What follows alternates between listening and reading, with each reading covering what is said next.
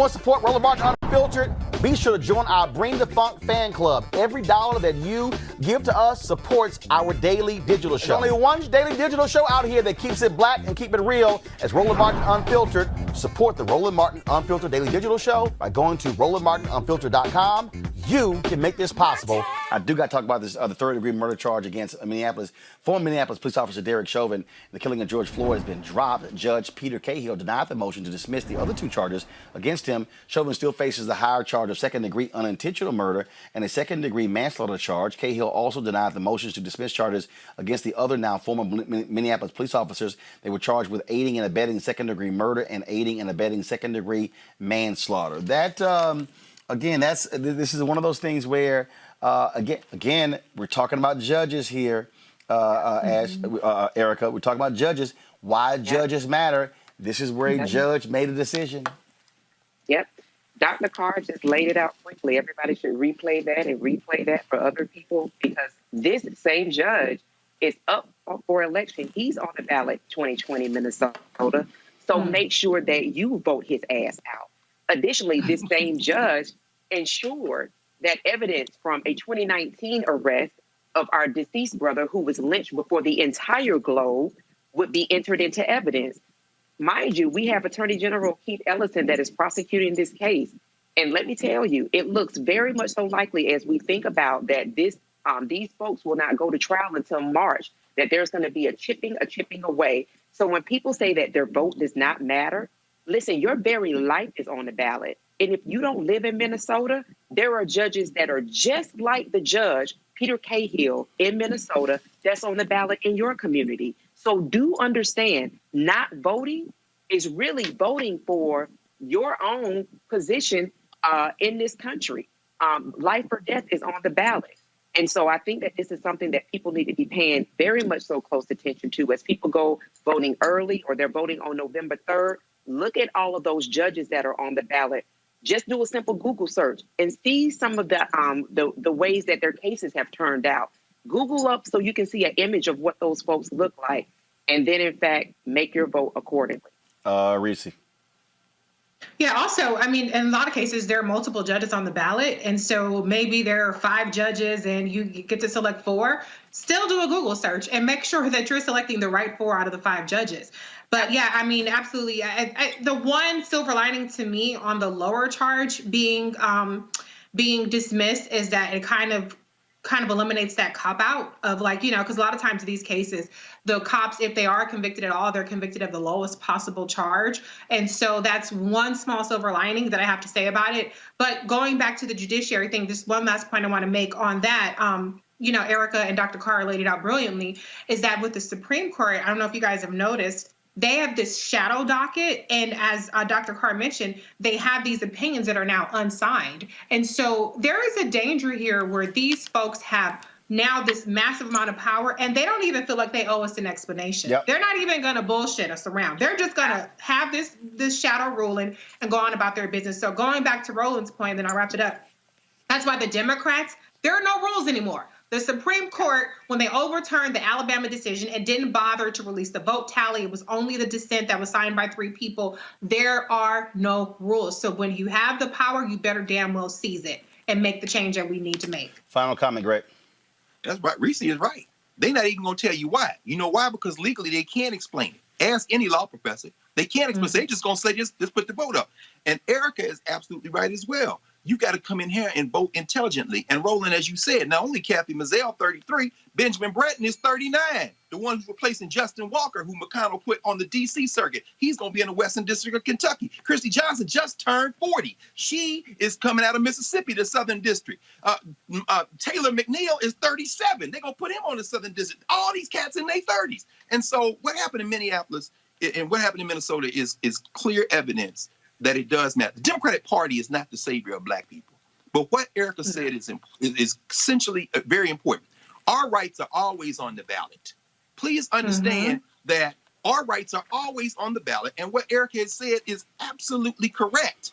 You have to vote as if your rights are always on the ballot. And if the Democratic Party is the tackle dummy you use to push into the system, then use them. But they're not. We don't need nobody caping for us. We have to invade and advance our best interest. The third-degree murder charge, a manslaughter charge, that's typically a charge, as we know, like you shooting into a crowd.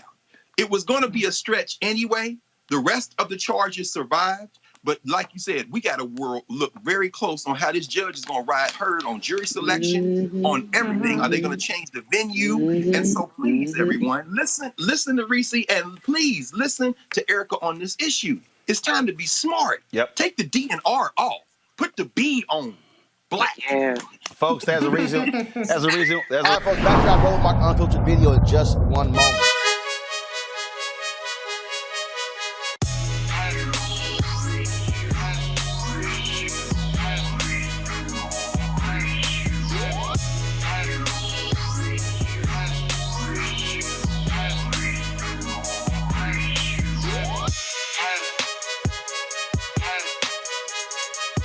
All right, the folks at Seek.com, black-owned company founded by Mary Spio. They, of course, a virtual reality company. You can check out their content at Seek.com, Seek.com. You can do so, of course, with these VR headsets. You can look at it, of course, on your regular device or your pad or your computer.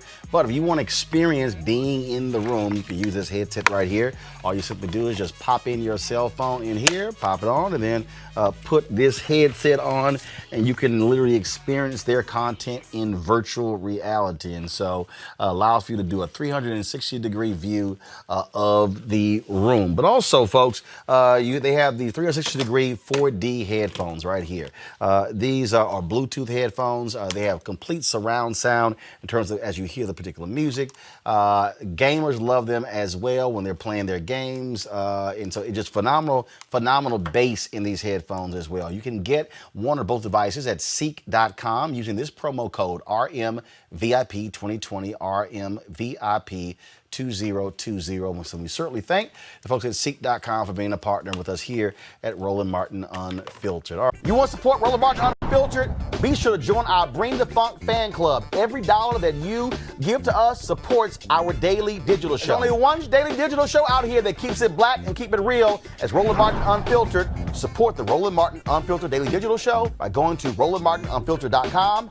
You can make this possible. Hey, folks, stocks are soaring, and most black people are missing out on this. Now, when Donald Trump touts his economic gains, he usually refers to the stock market. The reality is only 33.5% of black households owned stocks in 2019, according to the Federal Reserve. Among white households, the ownership rate is nearly 61%. Hispanics and other minorities, those numbers are even less. So stocks have nothing to do with the black economy. Joining me now is America's Wealth Coach, Deborah Owens. Deborah, we're talking about, again, we're talking about Ice Cube's contract with Black America. We're talking about economics. We're talking about Trump's platinum plan. I call the aluminum foil plan. We're talking about the Biden plan as well. The reality is this: when we are talking about African Americans and economics and how we have been left out of so many different areas, to Rena's point, you have to look at the jobs that we're in. You have to look at our disposable income. You have to look at, do we have the ability to be able to take $1,000 or $5,000 and put it in the stock market? Look, the folk out here who are getting rich are the individuals, frankly, who own homes, who likely have those homes paid off. Individuals who, with the amount of money they're making, the reality is you cannot have a discussion about black people in the stock market and completely ignore racism, redlining, and discrimination in hiring, in housing, in corporate America, in government, all of that. It all is intertwined.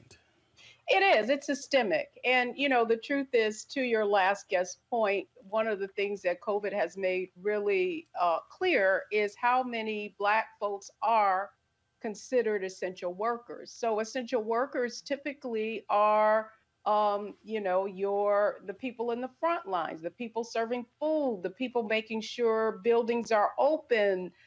And so as a result of being concentrated in what are pretty much low earner roles, you don't have those benefits. You don't have access to an employer sponsored 401k, let alone someone matching, right? So systemically, that's part of the issue. In order to invest, you have to feel like you have enough discretionary income so that you can, afford to put your money at risk and see it go up and down.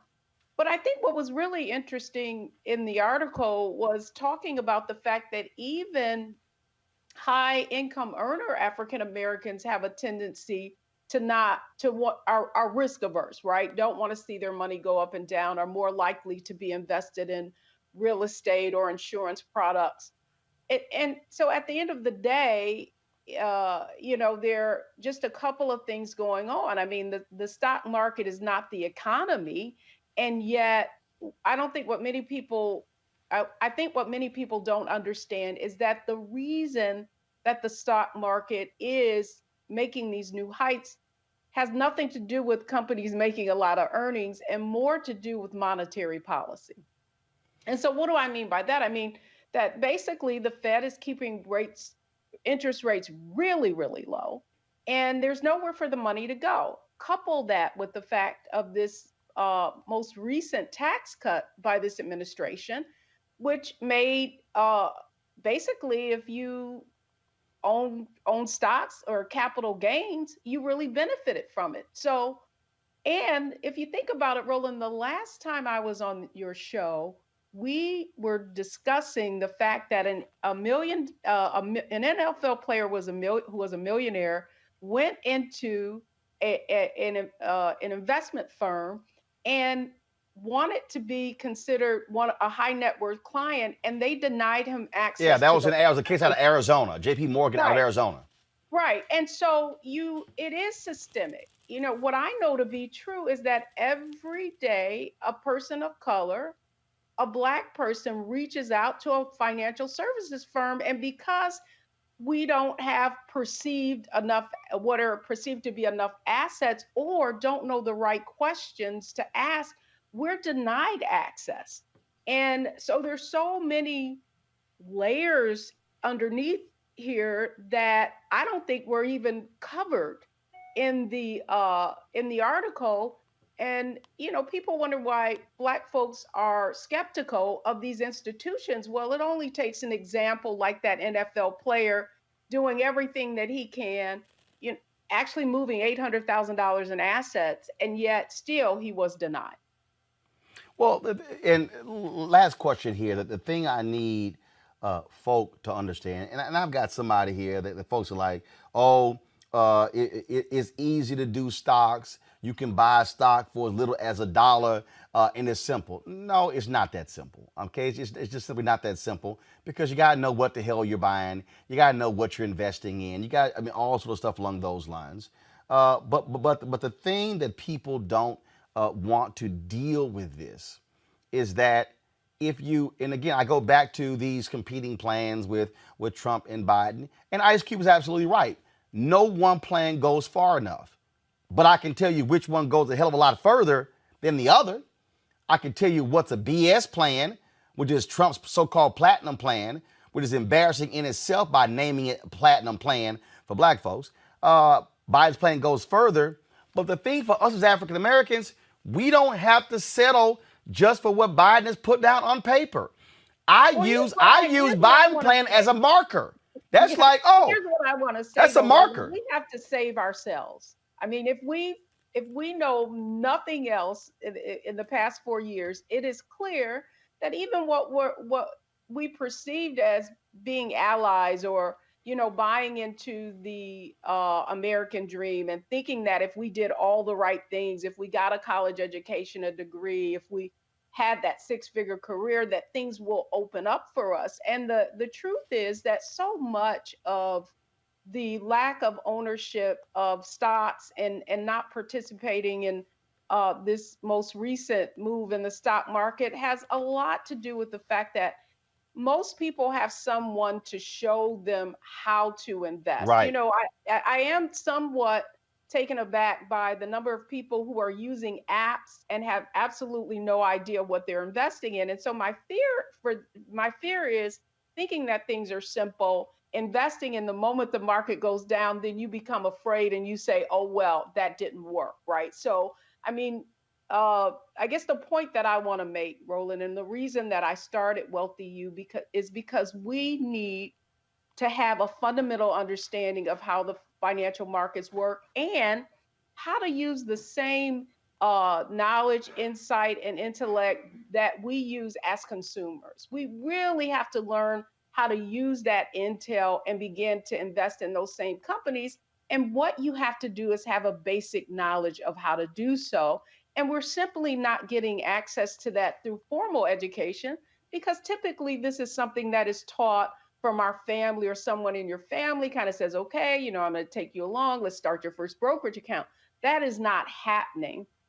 But, you know, the fact is that even when we do seek help, we're simply not being let in with open arms and shown the ropes. Absolutely. Deborah Owens, America's Wealth Coach. How can folks reach you? Well, they can go to my website, wealthyu.com. And by the way, talking about learning how to invest, Roland, we've got a masterclass going on tomorrow all day, so they can just hit our website if they want more information. All right. Sounds great. Folks, go check it out for some great information. We appreciate it, Deborah Owens. Thanks a lot. All right. Thanks so much, Roland. All right, folks, back to our Roland Martin Unfiltered video in just one moment.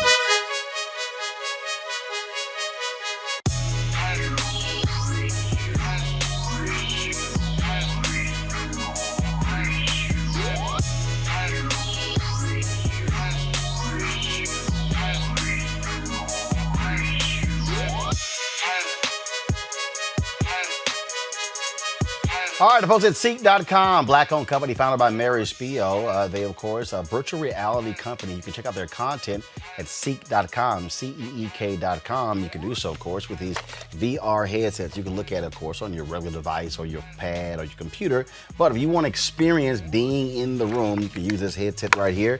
All you simply do is just pop in your cell phone in here, pop it on, and then put this headset on, and you can literally experience their content in virtual reality. And so allows for you to do a 360-degree view of the room. But also, folks, they have the 360-degree 4D headphones right here. These are Bluetooth headphones. They have complete surround sound in terms of as you hear the particular music.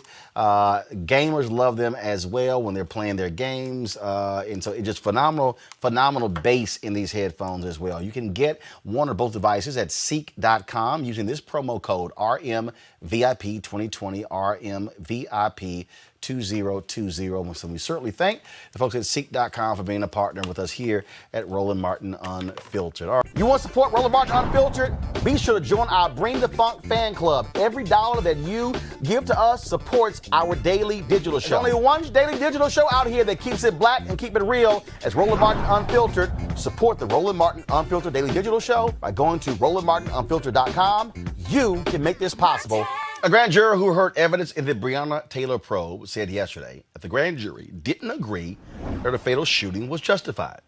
Now, this came after a Kentucky judge ordered records in the proceedings released to show if public elected officials are being honest. In a statement, grand juror number 1, as a person has been identified, said that the only charge presented during the proceedings by Kentucky Attorney General Daniel Cameron was wanton endangerment.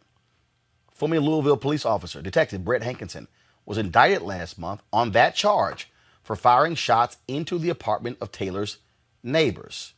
Now again, Daniel Cameron came out and he said that any number of things and gave the impression that this is what the grand jury decided. But that is not what this grand juror is now revealing. Let's go to my panel. A. Scott Bolden, former chair, National Bar Association Political Action Committee. Robert Patillo, executive director of the Rainbow Push Coalition Peachtree Street Project. And Kelly Bethea, communication strategist. Scott, I will start with you.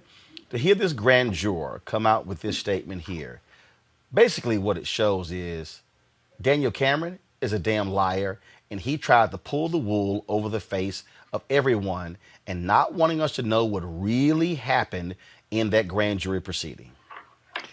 Well, yes and no. As soon as we found out it was not an investigative grand jury, then you knew whatever the prosecutor puts in before the grand jury, they're going to vote on.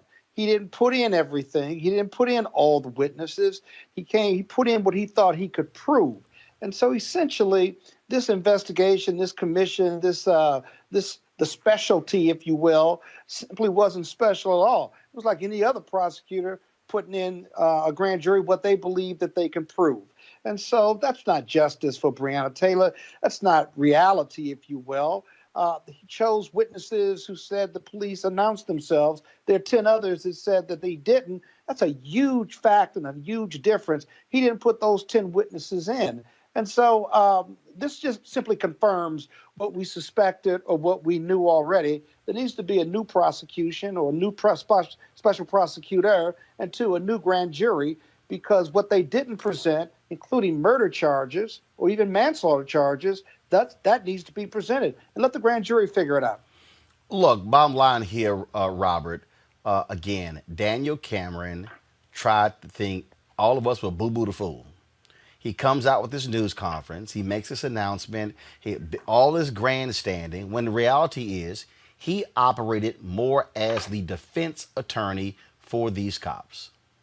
Well, normally grand jury proceedings are secret. Normally they're not recorded. Normally this information never comes out. And so the question is, how many other times has this happened under his watch and under other prosecutors' watch? That's why we have a need for federal legislation, a federal intervention in local prosecutions. This is why during the Obama administration there were so many consent decrees entered into between the federal government and local law enforcement.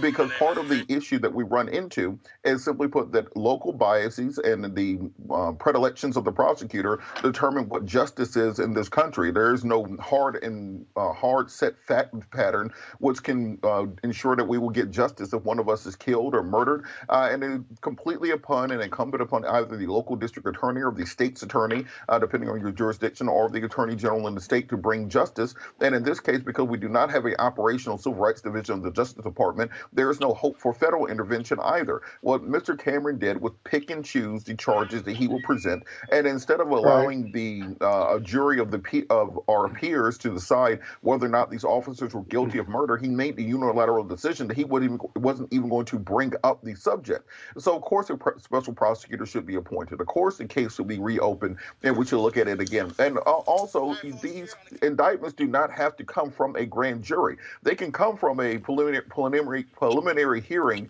in front of a judge where the information was produced. The prosecution announces in open court what the charges are, what the evidence is, and a judge can decide in open court in front of the entire community whether or not charges will go forward. So there are various methods within the law by which we can address these issues, but I think what we all can realize from this is that a miscarriage of justice has happened and something has to be done to remedy it. This, though, is the problem that people have with district attorneys. And the issue here is not, if we get a black DA, things will change. This is a black attorney general, but he's also a right-wing Republican. And so this is what people mean by having progressive district attorneys, progressive attorney generals, and the word progressive has never been used with Republicans. Well, the saying goes, all skin folk and kinfolk, and that rings true, especially in this case. I mean, we saw with our own eyes exactly what Daniel Cameron thinks of his job, thought of this case, and really thinks of Black people in general by being so callous and frankly reckless with his power as prosecutor to have a grand jury hearing.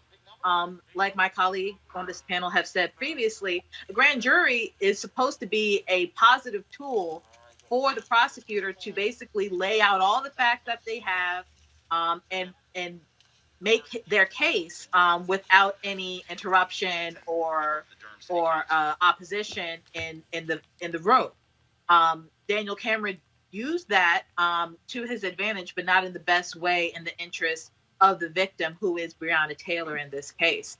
I agree with Robert when he talked about the preliminary hearing method. I personally thought that would have been a better method in this case, considering how public it was, considering the outrage that the community and the country at large really had towards this case, and rightfully so.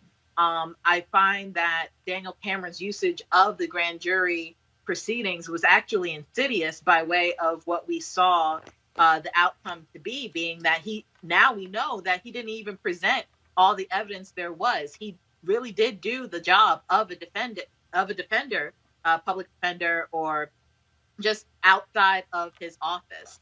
He was not working in the best interest of the victim, which to me says that he was not doing his job at all. So, all right, Scott. So, what next? I mean, Well, first of all, hold on. but- No, wait. So, here's the question: can there be another grand jury? Who actually impanels that grand jury? This was the Attorney General acting as a special prosecutor, or do we have to simply accept what this grand jury went with and just say, "Oh well, wanton endangerment. Let's see what happens." There certainly can be another grand jury. There certainly can be another special prosecutor. But my concern about the case. Wait. But you didn't fully answer the question. If it can be, who actually makes that decision? It would be the Attorney General. It would be the local prosecutor or the governor in the state of Kentucky. So you're saying that because a grand jury was impaneled here, that was led by the Kentucky Attorney General as special prosecutor. You're saying that the district attorney could say, "I'm going to impanel a second grand jury, and I will present the evidence to the grand jury." Yeah, or the governor could appoint another special prosecutor. It's all about political will. But you see, what happens with the prosecutor, whether it's the AG or the district attorney, is on one hand, they're going to argue, this is the counter argument. If I do an investigatory grand jury and they want to bring 3 counts of murder against the police officers, and the facts as I know them as a prosecutor and with my discretion, if I can't make that out, why am I presenting that and going to go to trial and know I'm going to lose under the law, whether it's a jury or a judge dismisses the charges? What do I do about that? I'm not making a case for the black attorney general in Kentucky. What I'm saying is that's the tension and the struggle that we've got to manage through as lawyers and judges. If you give it to the grand jury or you do a preliminary hearing, you still get all the evidence out. Let the judge decide or let another grand jury decide, but at least it's all in there. What bugs you most about this case is that all the facts haven't been presented and all of the decisions haven't been made on all the facts. That's what needs to happen here. Robert.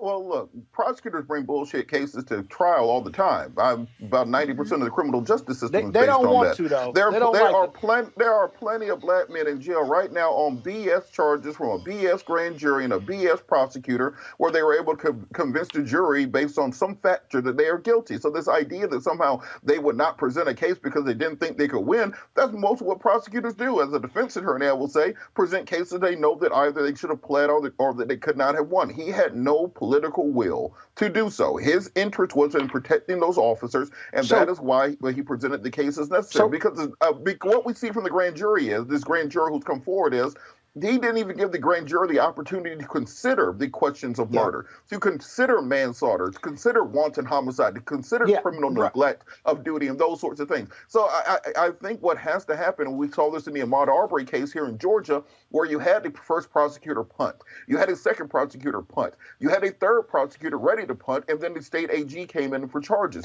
So there are always more bites of the apple, and we have to take them. So, Robert, if he put everything in and it was an investigatory grand jury or the preliminary hearing, he gets all the facts in and the judge dismisses it or the grand jury dismisses it, what's your argument then? Are you at peace as a lawyer that everything's been done, or is there still no justice for Breonna Taylor?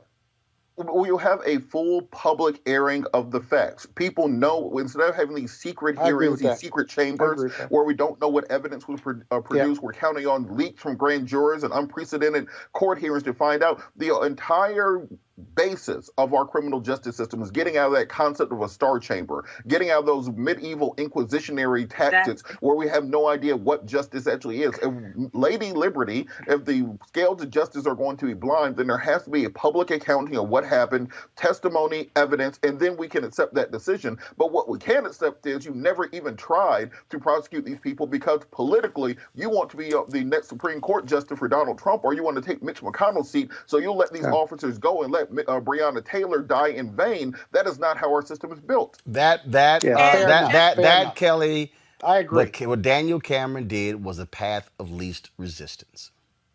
No, he absolutely did that, and I agree with Robert here. And I'm a lawyer as well. I just do not lawyer. But Smart lady. nevertheless, Smart lady. Good I'm idea. sorry. I'm sorry. Hold up. I'm a lawyer, but I don't lawyer. I work in policy. I'm not in court. Oh, okay. All right. I'm trying to figure out what the hell that meant. Roland, leave her They alone. understood the joke. There They you go. understood the joke. You started JD messing is a with very her already. broad I degree. wanted You to- need She to said, put I'm a on- lawyer. I don't lawyer. I just want to know what the hell that means. We knew what it it's meant. a- Keep Well, hey, going. Scott, it ain't your show. So it don't matter what you think. Here we go. I want to clarify that for the audience. Kelly, go. It's clarified now, right? But no, I wanted to echo Robert's sentiments here, specifically when it comes to grand jury proceedings. As the saying goes, you can indict a ham sandwich at a grand jury proceeding. And that means that the prosecutor is literally at liberty to give everything, the kitchen sink, the whole infrastructure of the house, to the grand jury. And they are able to come up with the case and build the case in front of the grand jury. And the grand jury, more or less, is supposed to follow. So that's why this is so infuriating to myself and plenty of other people, especially in the legal community, because we know how easy it is to get an indictment in front of a grand jury. All the prosecutor has to do is to present the evidence, all of it, and the charges, all of them, and 9 times out of 10, they're going to get it. So what is so frustrating here is the fact that, like Robert said, he didn't even try. That wasn't even presented. He didn't give the kitchen sink. He barely gave a fork to this grand jury in terms of what this case is about. So that's what the frustrating thing is here. And that's why we are calling for either a new grand jury or a preliminary hearing, and specifically a special prosecutor who is not Daniel Cameron. All right, folks, back to our Roland Martin Unfiltered video in just one moment.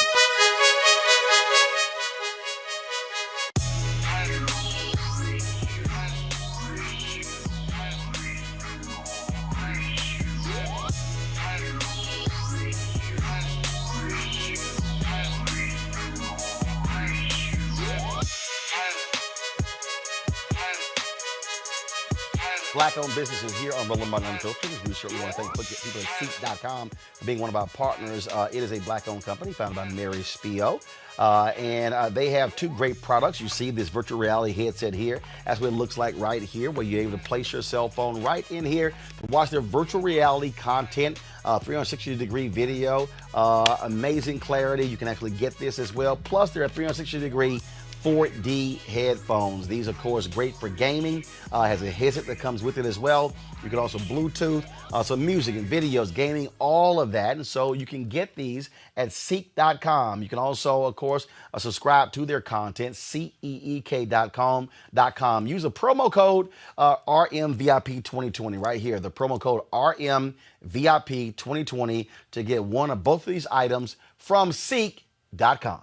You want to support Roland Martin Unfiltered? Be sure to join our Bring the Funk fan club. Every dollar that you give to us supports our daily digital show. There's only one daily digital show out here that keeps it black and keep it real. As Roland Martin Unfiltered. Support the Roland Martin Unfiltered daily digital show by going to RolandMartinUnfiltered.com.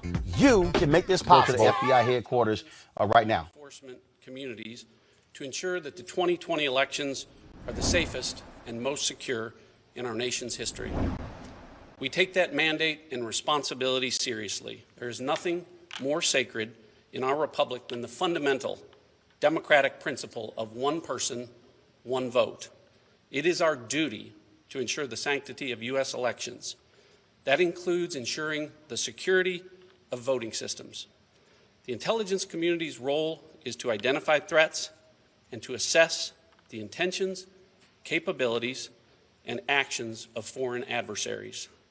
Our duty also includes empowering the American people to understand information, or perhaps more accurately, disinformation, that they are seeing, particularly on the internet, and make informed decisions for themselves.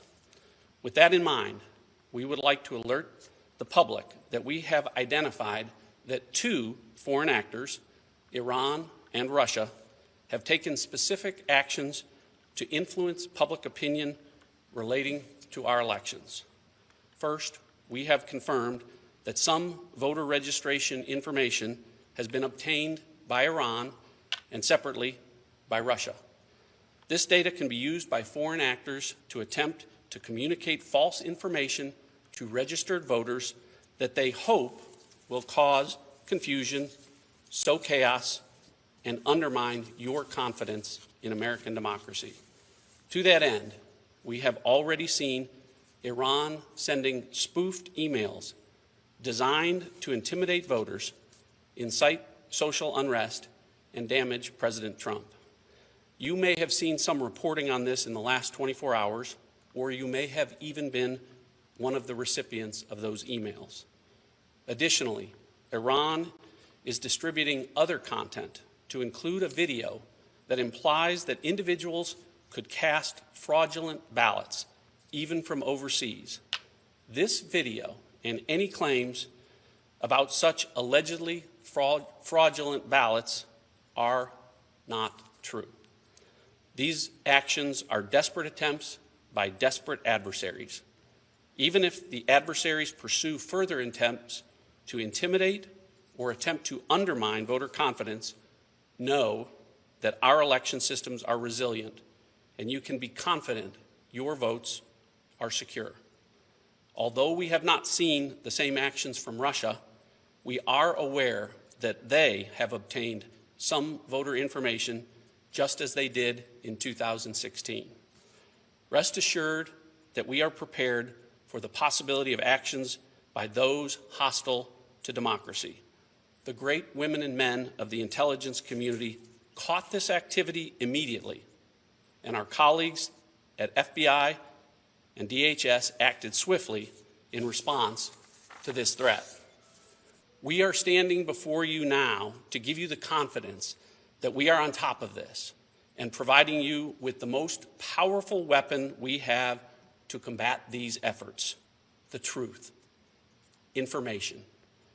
We ask every American to do their part to defend against those who wish us harm. The way you do that is quite simple.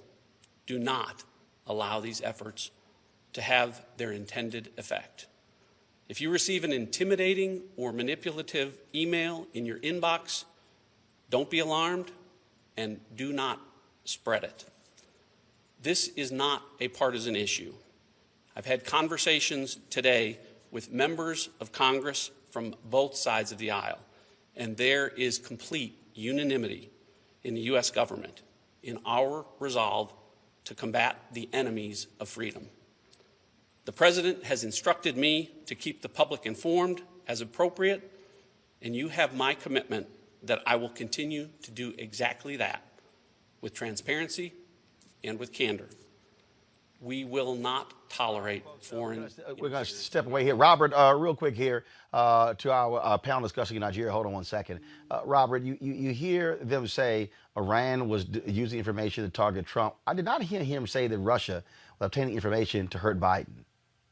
Yeah, and I think that was very interesting. And also what they're accusing the Iranians and the Russians of doing sounds like what President Trump does at just about every rally he goes to. So I think we're going to get more information on this. But as far as the spread of disinformation over the internet, that's standard campaign operating procedure, it seems like, this year, whether we're talking about drinking bleach or injecting Lysol or swallowing light bulbs, those sorts of things. So it'll be interesting to find out exactly what the content of that disinformation is.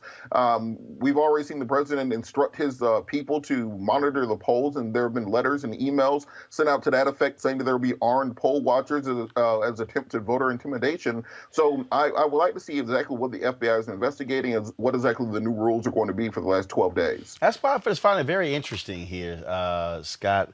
Again, where he was very specific, saying Iran obtained voter information to sow seeds of discontent to hurt Trump, but he did not say what Russia was doing and who they were trying to help or hurt. Yeah, this is coming from this administration. Roland, as I was listening to it, I kept thinking to myself, okay, how is this going to help Trump? I thought about Barack Obama in 2016, when this information was held allegedly by the Democratic White House. But, no. Actually, no. There's no allegedly. It was held. What President Barack Obama wanted was consensus from everybody on the House side and the Senate side. It was Senate Majority Leader Mitch McConnell who said no, and so Obama chose to listen to him. I wish he didn't. Exactly. So I was thinking through this, and then you had to cut away. All righty. One, is it believable, or is there something more than what we've known about, given all the investigations and the reports we have? But secondly, how does this help Trump? Because Trump only thinks about Trump, and how is he going to spin it?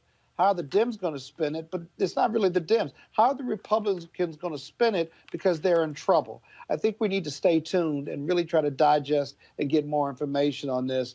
But this is an American democracy issue, right? But it's coming from the Trump administration, and so we have to be wary. And look, it's coming from them, Kelly. But again, I'm listening very closely to what is said. When you stand there and when you say, oh, Iran, because remember, Donald Trump's constant deal is, it's not Russia, it's Iran, Right. it's China, it's everyone else. He doesn't want the criticism solely on Russia. So to listen to the head of intelligence for the FBI say, Iran specifically was trying to sow seeds of discontent and defamation to hurt Trump. He doesn't say what Russia was doing for it. That's problematic with the announcement there, Kelly. Yep. No, I couldn't agree with you more on that. I was also listening pretty closely to exactly how things were said, and it was definitely downplayed.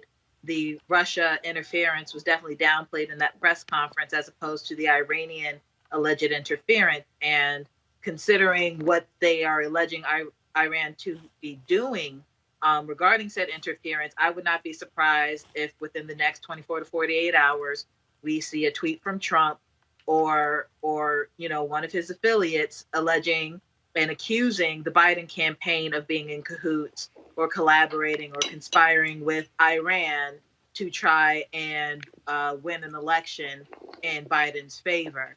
Of course, I do not believe that would be the case. I don't think that would be the truth whatsoever. However, I do think that Trump is not above anything at this point to try and win and gain some type of ground regarding this campaign, because every poll, not that I adhere too much to poll life, but every poll out there right now is saying that Biden is up by quite a bit. Got it. And he's certainly being outspent 3-1.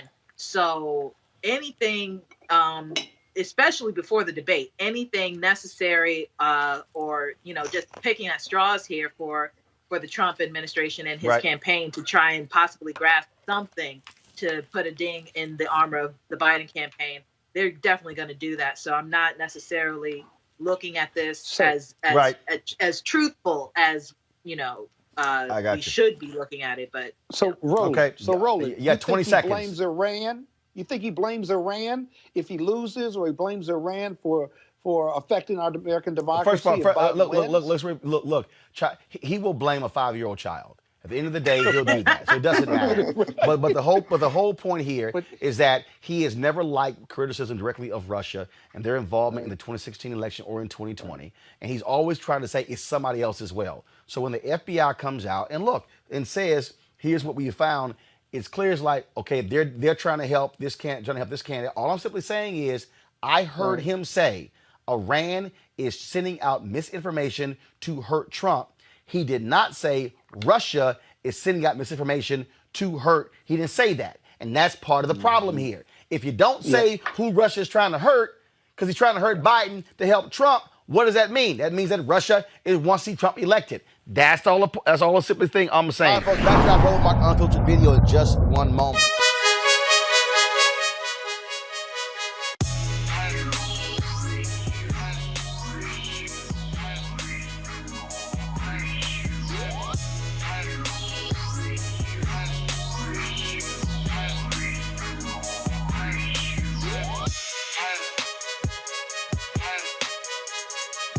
Black-owned businesses here on Rolling Mark Unfiltered. We certainly want to thank people at Seek.com for being one of our partners. It is a black-owned company founded by Mary Spio. And they have two great products. You see this virtual reality headset here. That's what it looks like right here, where you're able to place your cell phone right in here to watch their virtual reality content, 360-degree video, amazing clarity. You can actually get this as well. Plus, they're a 360-degree 4D headphones. These, of course, great for gaming. Has a headset that comes with it as well. You can also Bluetooth, some music and videos, gaming, all of that. And so you can get these at seek.com. You can also, of course, subscribe to their content, ceek.com. Use the promo code RMVIP2020 right here. The promo code RMVIP2020 to get one of both of these items from seek.com. You want to support Roland Martin Unfiltered? Be sure to join our Bring the Funk fan club. Every dollar that you give to us supports our daily digital show. There's only one daily digital show out here that keeps it black and keep it real. As Roland Martin Unfiltered. Support the Roland Martin Unfiltered daily digital show by going to RolandMartinUnfiltered.com. You can make this possible. Let's talk about politics, and that is Senator Doug Jones, the only Democratic senator from the Deep South, is running for a full term against former football coach Tommy Tuberville, who, frankly, is just, when I say stuck on stupid, I'm just gonna say stuck on stupid. I got no problem saying it. This man has. I don't care what none of y'all say. I ain't about to be impartial, objective at all. This man has no business being in the United States Senate. Do y'all have the audio of when they were discussing the Voting Rights Act? Do y'all have that? Okay. To everybody listening, I want you to undergird yourself to one of the dumbest answers you have ever heard in somebody discussing the Voting Rights Act, which was born out of the black belt in Alabama that this fool Tommy Tuberville wants to represent. Play this. The thing about the Voting Rights Act is it's, there's a lot of different things you can look at it as. Who's it going to help? What direction do we need to go with it? I think it's important that with everything we do, we keep secure. We keep an eye on it. It's run by our government, and it's run to the point that it's got structure to it. It's like education. I mean, it's got to have structure. Now, for some reason, we look at things to change, to think we're going to make it better, but we better do a lot of work on it before we make that change.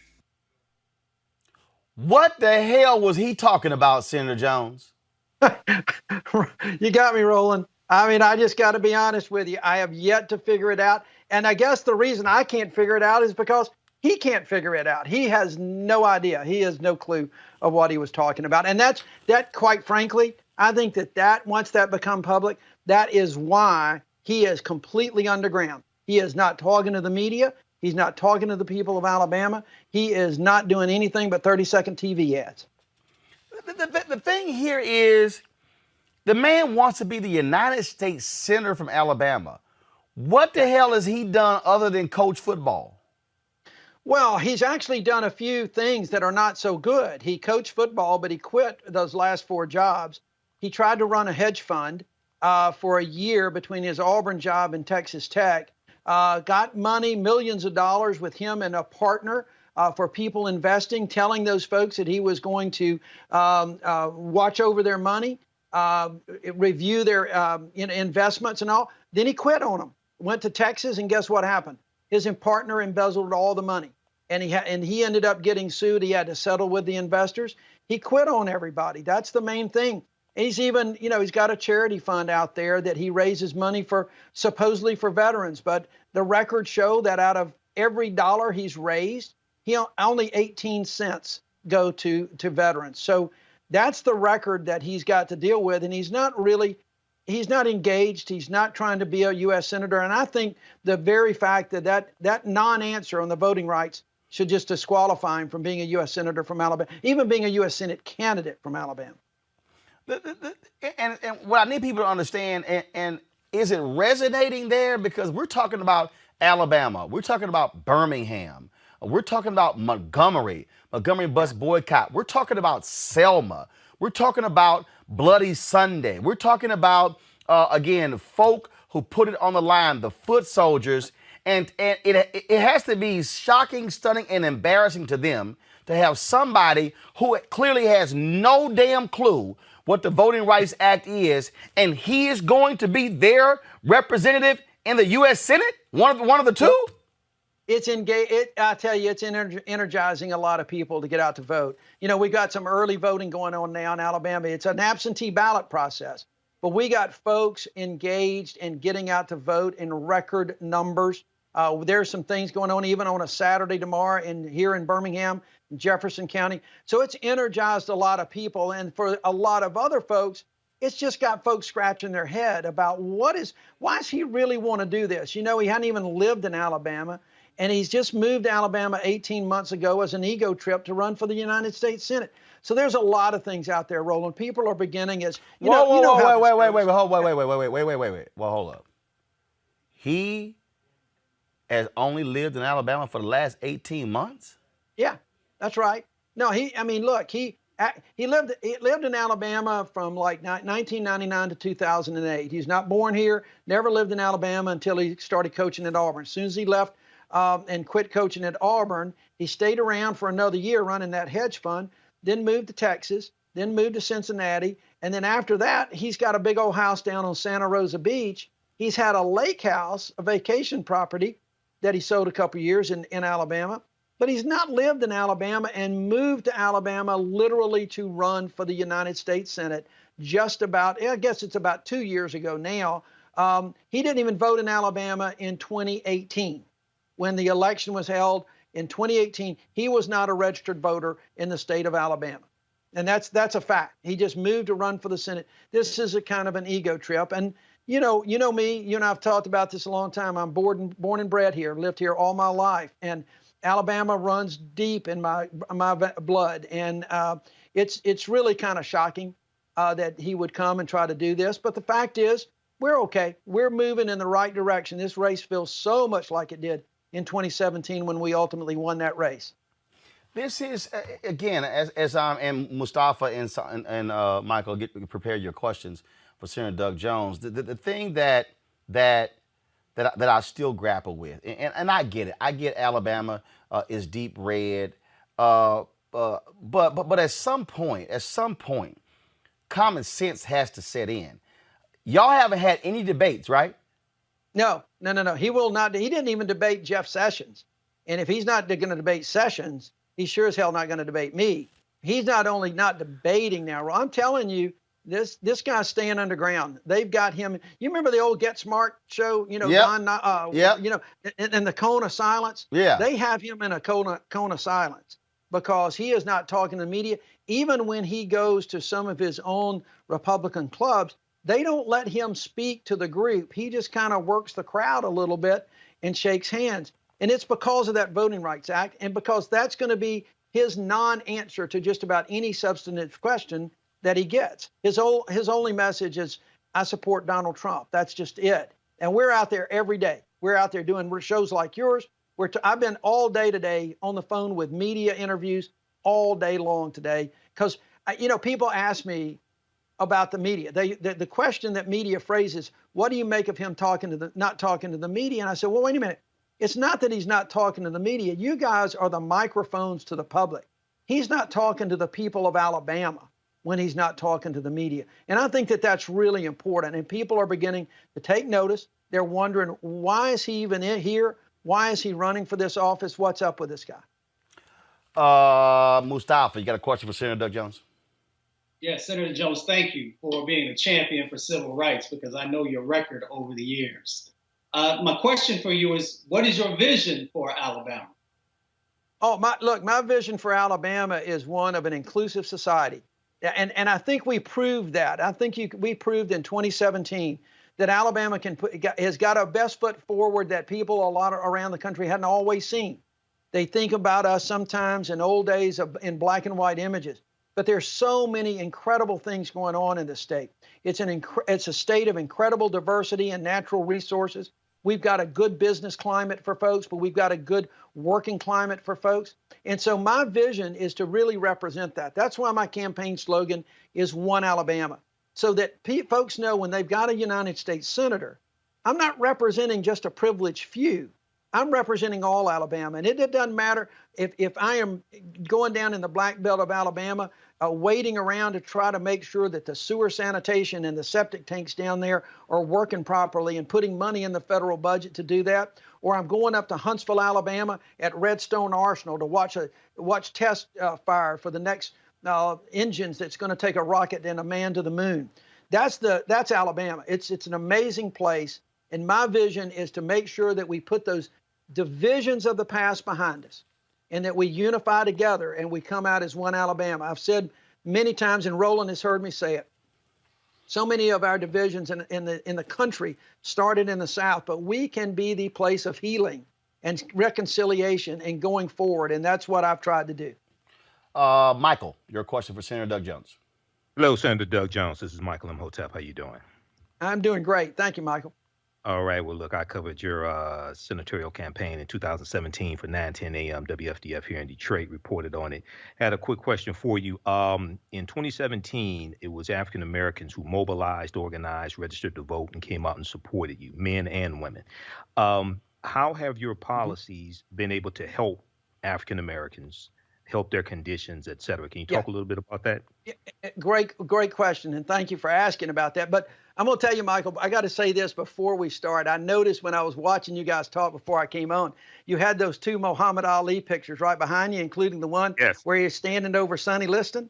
I want you to know that just over here to my left, I've got that photograph in a big gosh, it's probably a 20 by 30, or maybe it's an 11, something like that. But it's autographed. And it's autographed, and it's an amazing signature. He autographed it, Muhammad Ali, after me, there will never be another. And then he did a little boxing ring in it. It is one of my prized, memorabilia collections. So I just had to say that first. So what have we done? And look, we've been there a lot. I mean, I'm not one of those guys that doesn't understand and appreciate folks that supported you. And one of the first things I did, and I alluded to it a minute ago, right after I took office, was taking a tour down in the Black Belt area to see some just unbelievable conditions where people are straight piping sewer into the woods, where septic tanks are so bad that it bubbles up, where kids are playing. There's a hookworm problem down there. And so one of the things that we were able to do that year is get up several $100 million in for grant monies that people can apply for. And they're doing that now to try to help those systems. The other thing that I've done, and I'm very incredibly proud of this, I've been a real champion for historically black colleges and universities. We have 14 in the state of Alabama. We've got more than any state in the country. And I have been a strong proponent. The first year in the Senate, Kamala Harris and I teamed up. We got a 14% increase in funding for HBCUs that year, another 14% the next year. And then in December of 2019, we were able to get the Futures Act across the finish line for permanent funding for HBCUs. So we're giving folks an opportunity. And part of it is, I can't get everything accomplished like the voting rights extension that I want to do. I can't get so many bills done because McConnell won't bring them to the floor. But I've got a number of bills where I've been an advocate for maternal health, infant mortality, because you all know that affects the black community more than anybody else. So an advocate for rural hospitals, increased access to health care, expanding Medicaid. Part of my job is to have a bully pulpit to talk and be an advocate. And those are the kind of things that we've been doing. And folks know it. They see it. They hear it. I think we're going to have a great turnout. We're having great turnouts already, but by the time the votes are all counted, we're going to have a great turnout for this election. Are you getting support from the Democratic Party? They've often written off the South. Reverend Barber and others have said you're guaranteed to lose if you never actually campaign there. What are polls looking like? Fundraising, those critical things. Well, fundraising has gone well. I wish I could say it's gone as well as Jamie Harrison in South Carolina. But, that's just out in the stratosphere. But it's gone well. We've been up and doing a lot of things. Let me talk about the party first. There's been, Tom Perez and I talk a lot, and he has been trying to do a lot of help.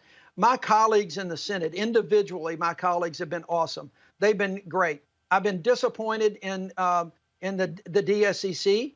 and others because I think they're just looking at weird analytics that don't have any relevance to what's going on the ground. And then I'm not going to tell you anything different that I've said to them. It's been disappointing because I'm going to tell you, Roland, our tracking polling that we're showing is really strong. We are showing a tight race, which we always knew, and we're doing tracking every day. And we've got a poll that we just kind of put up today that showed that I had a 1-point lead in this. Now that, things are fluid. We know that. But every demographic is moving our way. Everything that we're seeing, and when people are asked about who can do the best job on the pandemic, on healthcare, on different things like that, I am way ahead of him. I'm way ahead in independents, those that are voting early. And on the experience question, it's really lopsided when they said who's got the experience to be a United States Senator. So our polling has us right there ahead, all within the margin of error, of course, and that's why fundraising is so important for us in these final 2 weeks, so we can stay up. But we feel really good about where we are right now, and I'm excited about what we're seeing in our tracking polls every day, because I've told folks we're going to prove these damn pundits wrong again, and I'm going to let them argue that Doug Jones can't win a race again all the time up until November 3rd when I give my victory speech once again. Well, I think it's pretty stupid that if Democrats actually think that they'll be able to win, you got to actually run. And whether we're talking about Alabama, same thing. Mike Espy is down 1 point to Cindy Hyde-Smith. Right. She won't even debate him. And the DSCC is doing the exact same thing. He just released some fundraising numbers, best ever as well, because other people out there are pushing it. I mean, he only lost by 68,000 votes in 2018. And I argued then that the Democrats should have been actually on the ground, working it, finding 70, 80,000 people to pick up in 2020, but you got to put the work in. You can't do it just during a campaign season. You got to do it in the off season as well.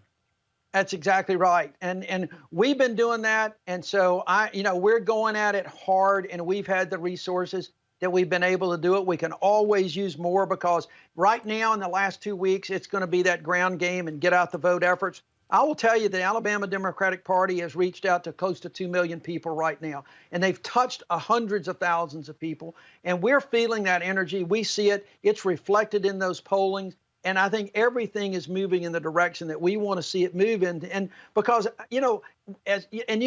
politics is a funny business.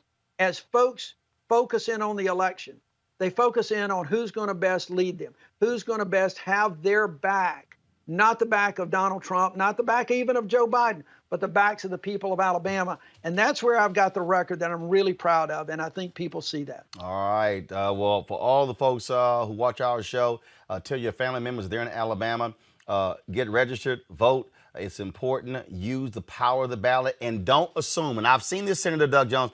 I've had some black people say, well, I live in Alabama. My vote doesn't count. Your vote definitely doesn't count if you never cast it. That's exactly right. And Roland, you're absolutely right about that. And all you got to do is look in the camera right now. I am Exhibit A of what happens when you get out to vote. That's what happened. Good things happen when we can get out and vote in numbers. So you're absolutely right. Don't sit back. Get your friends, get your neighbors, and everybody in your family. Let's get out the vote because we've got the numbers to do it for sure. All right. Senator Doug Jones of Alabama. We surely appreciate it. Good luck. Thank you. Take care, guys. Thank you very much. All right, folks. Back to our Roland Mark Unfiltered video in just one moment.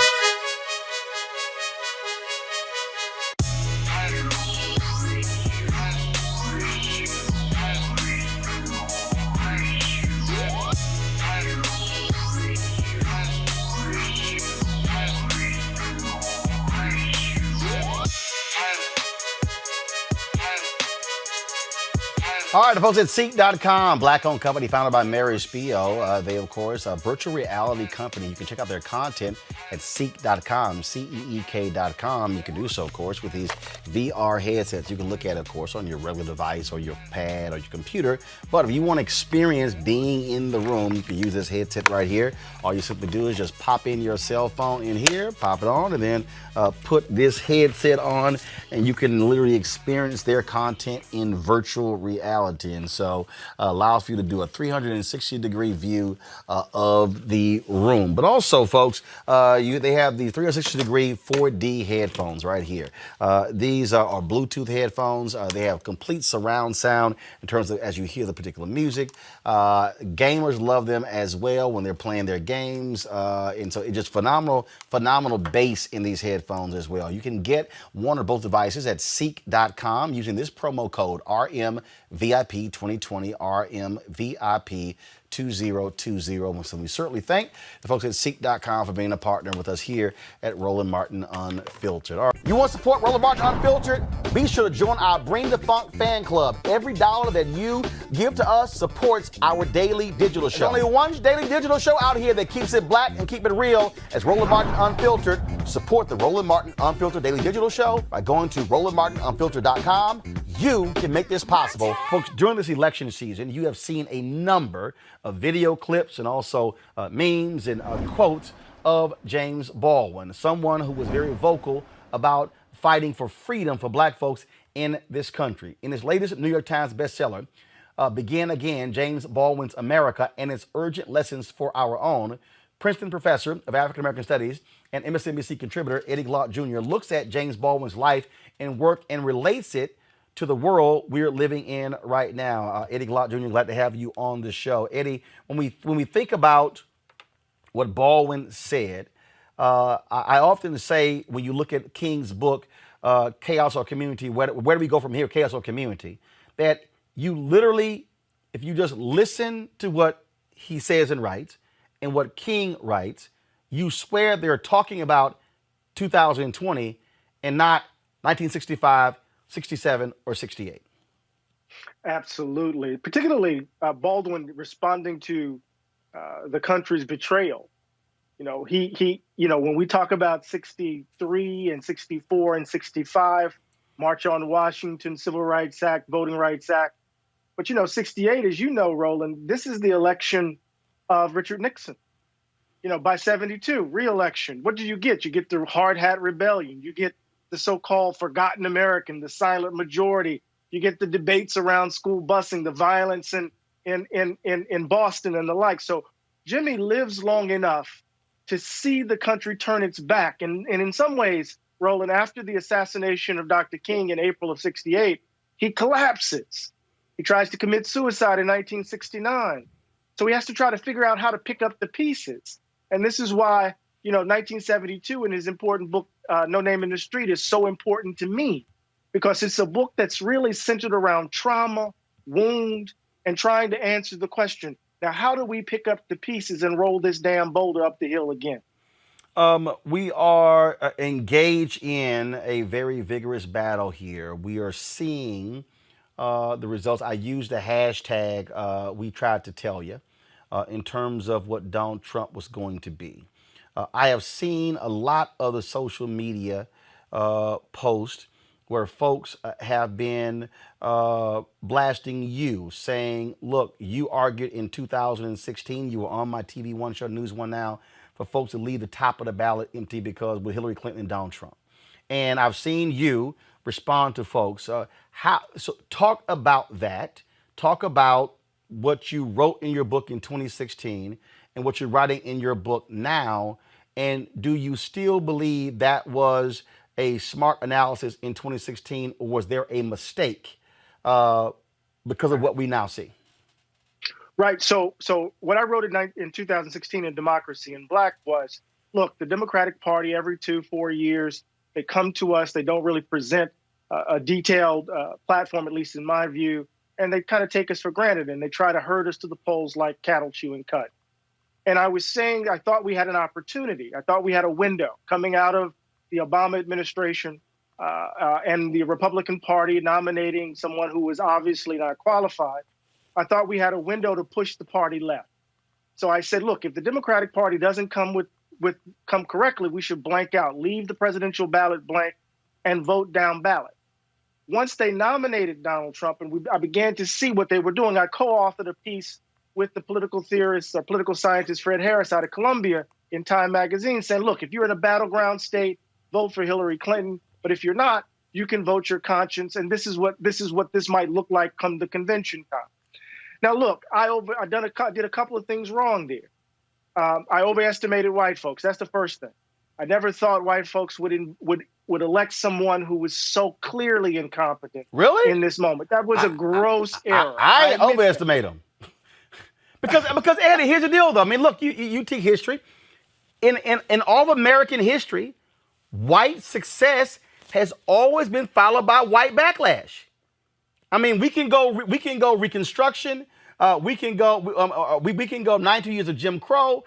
We can go. I mean, at each step, black success economically, lynching. We can talk about again what takes place. We can go 13 years of civil rights, black freedom movement. Then we go through desegregation, white backlash, black mayors in 1970s. All of a sudden, success. Boom, Reagan 1980, white backlash. Again, Obama gets elected. 8 years, black president, boom, white backlash. I mean, that's been the history of black folks in America. Right. So I mean, I understood that, right? I understood that very clearly. What I was thinking, though, is that here's the Republican Party nominating someone. So I think the backlash was already, well, I don't like to use the language backlash. White supremacy was already rearing its head aggressively before they nominated Donald Trump. We got the vitriol of the Tea Party. We got voter ID laws and voter suppression running rampant throughout the country. We know this, right? But when they nominated someone, a reality television show, a TV actor, when they nominated someone so grossly unqualified, someone who was clearly unprepared, and in some ways, Roland, not in some ways, was too stupid to be the president of the United States, I thought we had an opening. So in Begin Again, what I do is I write I basically said I made a mistake. I made an egregious error. I should have known better. I should have known better on a number of different levels.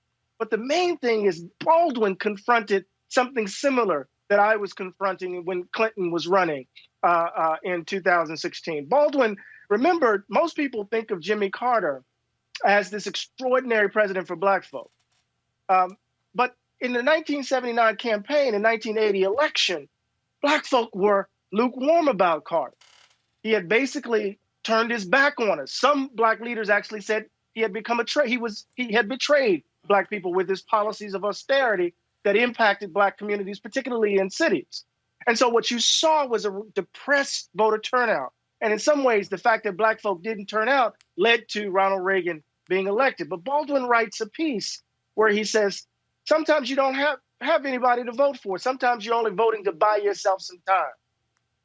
And in Begin Again, I said I should have known, given that I'm a lifelong reader of Baldwin, I should have known that lesson. And I made a mistake, and I admit it. One of my panel, I want y'all to get ready to ask questions of Eddie Glaude. Eddie, and folks, again, put the book up again. We're talking about Eddie Glaude's a new book, New York Times bestseller, book that brings James Baldwin in real life. Begin Again, James Baldwin's America and its urgent lessons for our own. One of the things that jumps out at me, and this is when I listen to people talk about this country, and people say, look, it is what it is, it's never going to change. Right. I remember reading interviewing Harry Belafonte, and one of the things he said to me was, he said, this is the reason I have stayed. He said, because essentially I am going to fight to make America be the country it says it's supposed to be. Baldwin confronted that very question. And black folks have always been the ones to save the nation from itself. Black folks have been the ones to actually show America what democracy looks like, show America what compassion looks like, show America what forgiveness looks like.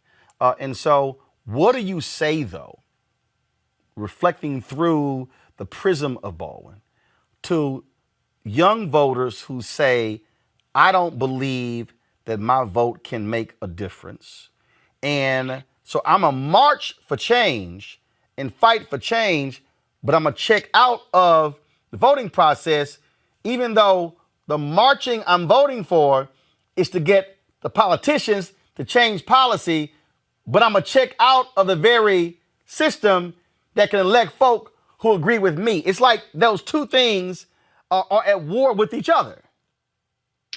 Right. I think this is the important point. I think oftentimes when we hear that sort of argument, there is a judgment, and it's a substantive and reasoned judgment, I think, at times, that the political system is bankrupt, that it's not really delivering anything for Black and poor people, that we have politicians who we elect, who then turn around and become captured by the political process, that we are a captured electorate. I can go on and on and on.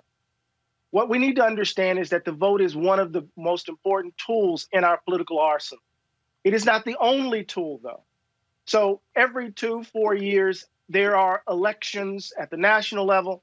Every year, more than likely, there's an election. Every other year, there's an election at the local and state level. And part of what we need to understand is that politics involves electoral processes, but it's not reducible to those processes. So if we're thinking about change systemically, we need to understand that voting is a part of it. But when we overburden voting, and what I mean by that is that when we think about wholesale change being reducible to the vote, then we set ourselves up for disappointment. Voting in a democracy, Roland, in my view, is actually the last thing we do. Prior to the election, we are engaged in the work of trying to build the society that we want to build, in trying to create the conditions to produce the sorts of people we want to elect and hold accountable. So we have to see voting. This is what I'm saying to young folks. We have to see voting within the overall strategy of our attempt to build a genuine, right, just democracy. But I understand why they're skeptical. But the skepticism shouldn't lead to a dismissal of the vote as such. It should lead to a dismissal of a certain frame of understanding the role and place of the vote, if that makes sense. Do you also believe that we also have a massive, massive failure when it comes to civics? That part of this issue is that we have folks who have no clue. And should the solution be, look, the school system is not going to do it. You're at what I call the end of the education process. You have your primary, your secondary, elementary school, middle school, high school, then you have college. And so should Black communities, Black churches, Black organizations be leading massive civic engagement workshops and discussions? And two, and it's no disrespect to MSNBC or CNN or Fox News or ABC, NBC, CBS, but they're not going to do it. I'm just being honest. Shouldn't we also be challenging and calling out Black targeted and Black owned media, saying, are y'all going to keep spending all of this damn time on sitcoms, reality shows, award shows, and entertainment and gossip and sports, and dedicate something to civics, to public affairs, so our folks are not only becoming aware of issues around an election? Your thoughts on that? Yes, and yes. I mean, I can only say yes so many times, right? So I think, whether it's Nkrumah's conscientization, whether it's political education or the like, it is certainly the case that, we need to understand more fully, I think, the complexities and nuances of the political process, of the pursuit of power in the name of justice, of, in some ways, the power of everyday ordinary people. And the example I have in my head, of course, is the Student Nonviolent Coordinating Committee and what they did at their height and how they entered into spaces, sharecroppers in Mississippi and the like, and created the conditions under which they could become the leaders that they were looking for, as Ms. Baker would put it, right? How they would then run for office, but understood that running for office can present the danger of demobilizing grassroots effort. But all of this was bound up, in an idea of the power of everyday ordinary people. Freedom schools, in another instance, right? I think this is really important, Roland, because you hit it right on the head.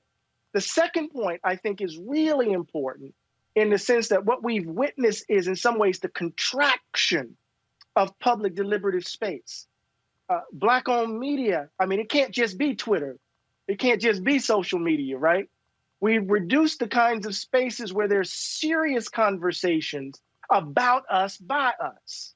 And I think it's really important for us to continue to bring pressure to bear to create spaces for your show and others that are dedicated, not just simply to entertainment and the entertainment industry or sport, but really thinking seriously about the conditions, material and otherwise, of Black communities in a moment where we face extraordinary danger that's not just reducible to Donald Trump.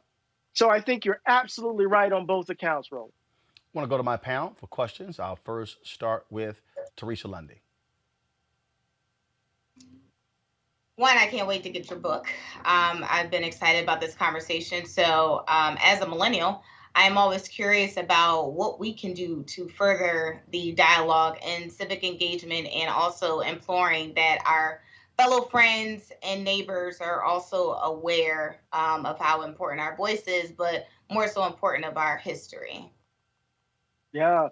Well, thank you, Sister Teresa, for that. Look, millennials combined with Gen Zers and Gen Xers and Gen Yers, you guys actually outnumber baby boomers in terms of the impact on the body politic. I think it's well past time for this cohort to begin to influence and impact the direction of the country. I think there's a general consensus among your generation and younger that the country is broken. And you're reaching for languages, vocabularies, ways of thinking that offer a different direction for how we might imagine being together as a country. Jimmy insisted that we work for a new Jerusalem. And I think it is well past time for millennials to assert their power in the public domain. And that's going to have to happen, not just simply in terms of election cycle, but it's happening in the streets, it's happening in the suites, it's happening in terms of your consumer power across the board. And so you got to start exercising and exerting your influence and power at this moment, right now, in this moment, right here. Next question, Cleo Monago. Greetings, brothers. Good to meet you. Greetings, brother. I have an analysis that I would like to get your perspective on, but I want to also just preface it with the fact that the myth of white supremacy on a systemic basis is perpetually moving the pole and working towards staying in power, and doesn't have just one strategy. They have many, many strategies. And it's my perspective that we have not been equally strategic as a people so we could actually win going in the future. However, obviously you are going into the past when you write about Jimmy, because Jimmy is a person who lived in the past, and I guess you bring in him into contemporary life to bring the relevance of that. Earlier, I'm not sure if you were around when I was talking with Dr. Malveaux, and she talked about what women have gone through, and I want to get your analysis on this. It's my perspective that today's young men live in a different world. They don't live in a world that is as blatantly patriarchal and disrespectful of women in terms of the dismissal of them as the civil rights movement was. They live in another reality where there's all kinds of different gender this and gender that, and women doing things. And the reality is not the same, and they're ahistorical.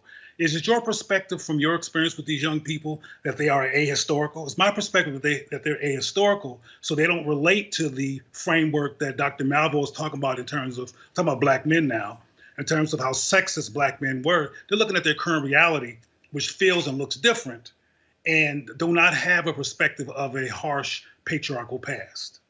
What is your perspective of that? And the strategy issue. Yeah, I would not describe these young folk as ahistorical. I think many of them are definitely trying to connect their particular movement with a tradition that constitutes the wind beneath their wings. I think that many of the young leaders of Black Lives Matter, for example, and remember, Black Lives Matter is a complex phenomenon. It's not just one thing. It's like Black Power. There were a number of different organizations that fell under the rubric of Black Power. Black Lives Matter is similar. There are a number of different organizations that fall under that label or that slogan, but it's a sentiment that cuts across all of the different political formations. But I think a lot of these young folk, especially young leaders, those who are part of this movement, understand that there has been a kind of patriarchal bias that have defined the model of Black leadership, that there's been a kind of hypermasculinity that has undermined the pursuit of justice, that these gender norms kind of constrain and lock us in. So even as they're inheriting the grandness of the tradition, they're bringing critique to bear, right? So when you read, this is not your grandma, this is not your mother's movement, sometimes that reveals a kind of ignorance, but other times it also reveals a kind of criticism, a way of distancing from a certain model of leadership that I think is really important.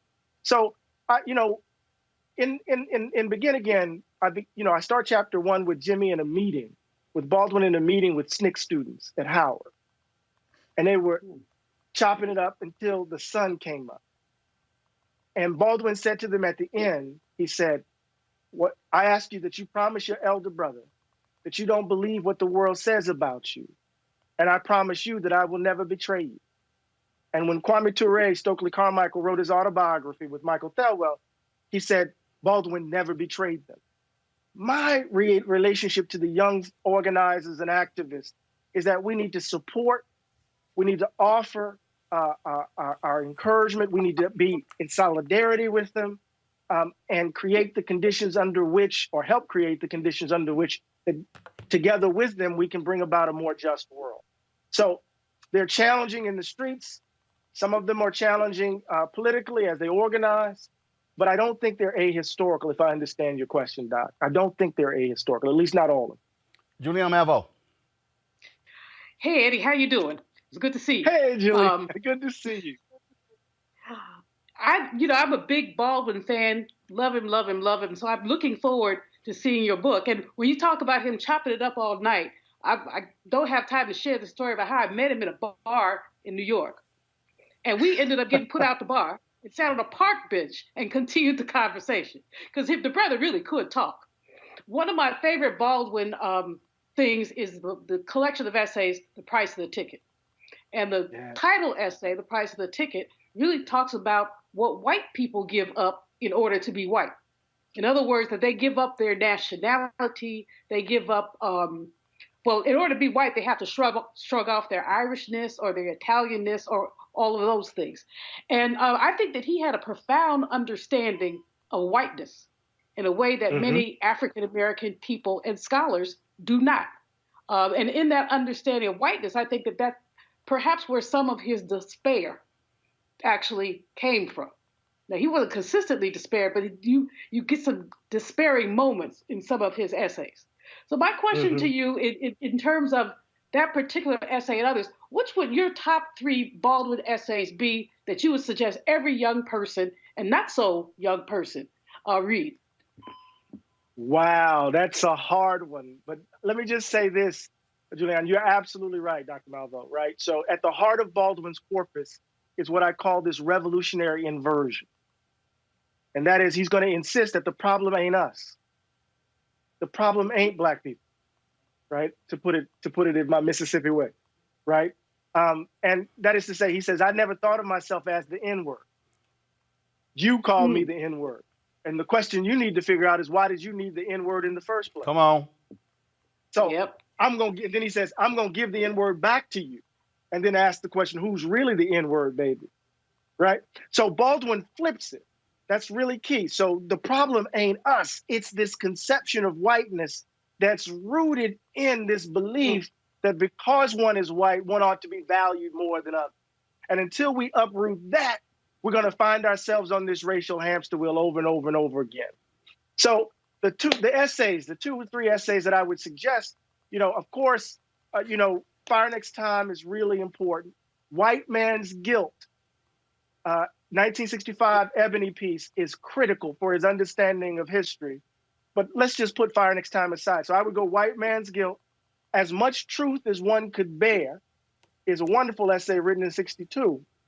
And then I would say read To Crush a Serpent, which was the last essay published in Playboy magazine, where Baldwin goes at the evangelical right, the moral majority, and offers a vision of salvation and love that is so profound that it's an extraordinary sermon that I think suggests what he was thinking about as the cancer was ravaging his body. So I would say, again, as much truth as one could bear, white man's guilt, and to crush a serpent. But ask me tomorrow, I might give you 3 different ones. I can't read your book. Eddie, last question for you. Sure. And that is, I want to get your perspective on, everybody's been weighing in on my interview with Ice Cube, talking about his contract with Black America, having a conversation with the Trump folks as well. Want to get your thoughts on that. And there are those who say we should not be criticizing him. There are others who say he was wrong as well. I'm of the opinion, first of all, no one is beyond criticism. I've gotten criticized from different people as well. The moment you choose to step into the political arena, you're going to make yourself susceptible to criticism. Just your thoughts on what you've heard and all these different things around that issue. You know, Roland, at the heart of it is a problematic conception of leadership. You know, Du Bois worried about it in Souls of Black Folk. He says when leadership is chosen from outside of our community, right, it undermines the very democratic process. He was referring to Booker T. Washington in that extraordinary essay of Mr. Booker T. Washington and others. And so part of what we need to kind of interrogate here, whether you agree with Ice Cube or not, is what is his conception of Black leadership? How is he thinking about his relationship to everyday ordinary folk? What authorizes his voice? Who gives him the power to speak on behalf of X, Y, and Z? And so I think it's really important as we kind of step into this next phase of Black politics, of Black life in this country, that we really give voice to, and Roland, this echoes something we talked about earlier in this segment, we really give voice to a more robust conception of Black deliberative space, where we are actually engaged in vibrant debate about what is best for, you know, Black communities across the country, understanding that folks are going to come at it from different directions. So what bothers me is the hubris evident in the action, right? As if Black folk are just some homogeneous blob that anybody can just step forward and represent. What is Ice Cube's, who is Ice Cube's constituency? Who holds him to account? Who is he responsible to? Right? It goes beyond just simply having a love for Black folk, right? It has it is tied up or bound up with who is one accountable, who are you accountable to and responsible for? Folks, the book, please show it again, by Eddie Glaude Jr. The book is Begin Again, James Baldwin's America and Its Urgent Lessons for Our Own. The final question I asked is of every book author. I can't believe I forgot about it. Every book author has a wow moment. A wow moment when they're researching a book, when they're writing it, when they're going through things. What was your wow moment when you were writing this where you just went, oh my goodness, wow, that's crazy? What was it? Oh, wow, so many. You know, there was one, I'm in the Schomburg. I'm in the Schomburg going through Jimmy's papers, right? And there's this, you remember those little memo pads, Roland? Yep. And Julianne, where you could write they're about this big and you could write on them? Yep. I come across a little memo where Baldwin, scribbled a note to Robert F. Kennedy after his brother was assassinated. And it's a note on behalf of Harry Belafonte, Lorraine Hansberry, Jerome Smith, all the folks who met with Bobby Kennedy in '63, earlier that year, right? And Baldwin is saying to him, let me grieve with you. Let us grieve with you. We know what the suffering is. That's what we were trying to get you to see. And it's consistent with Jimmy's notion that suffering is the bridge. And I remember reading that in the file and just going, oh my God, this is something else. And it sent me back to, the artist's struggle for integrity. It sent me back to a whole range of essays, but it was one of the many wow moments I had, working my way through over 7,000 pages of work. All right, Eddie Glaude Jr. I appreciate it, man. Thanks a lot. Thank you, Doc. Take care of yourself and stay safe. Yes, sir. Thank you very much. All right, folks, back to that Roland Martin Unfiltered video in just one moment.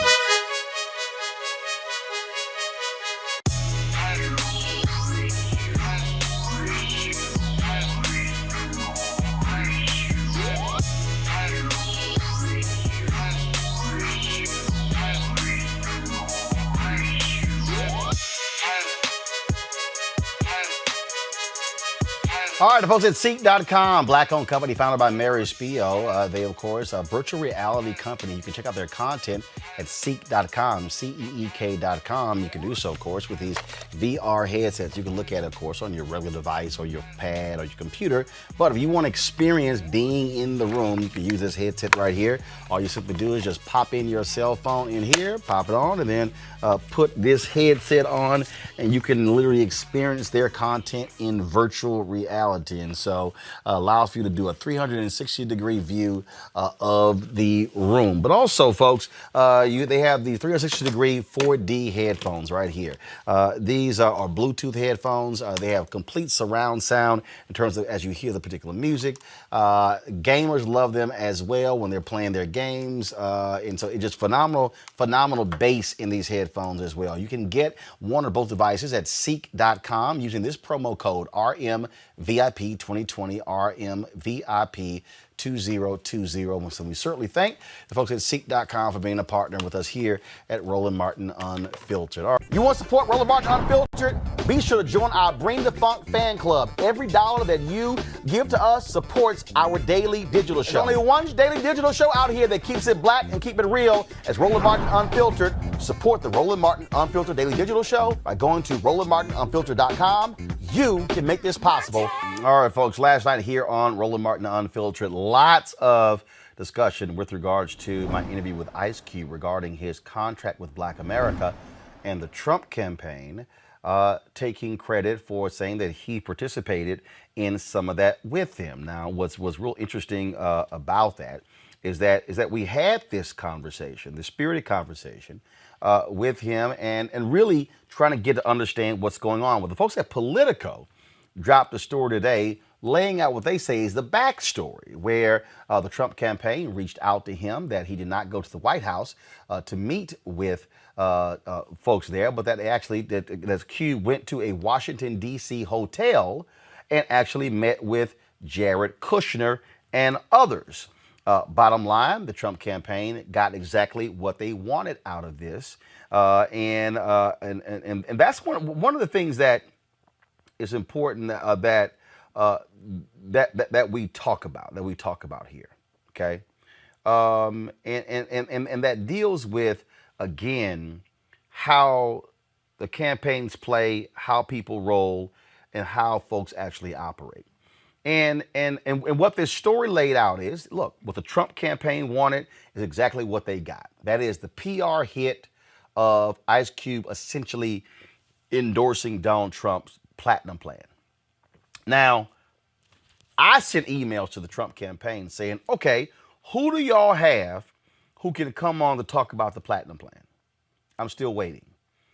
And one of the things that we talked about last night in this plan, which Cube felt was something that they took from his plan, was this right here, where the Trump people said, go to my iPad.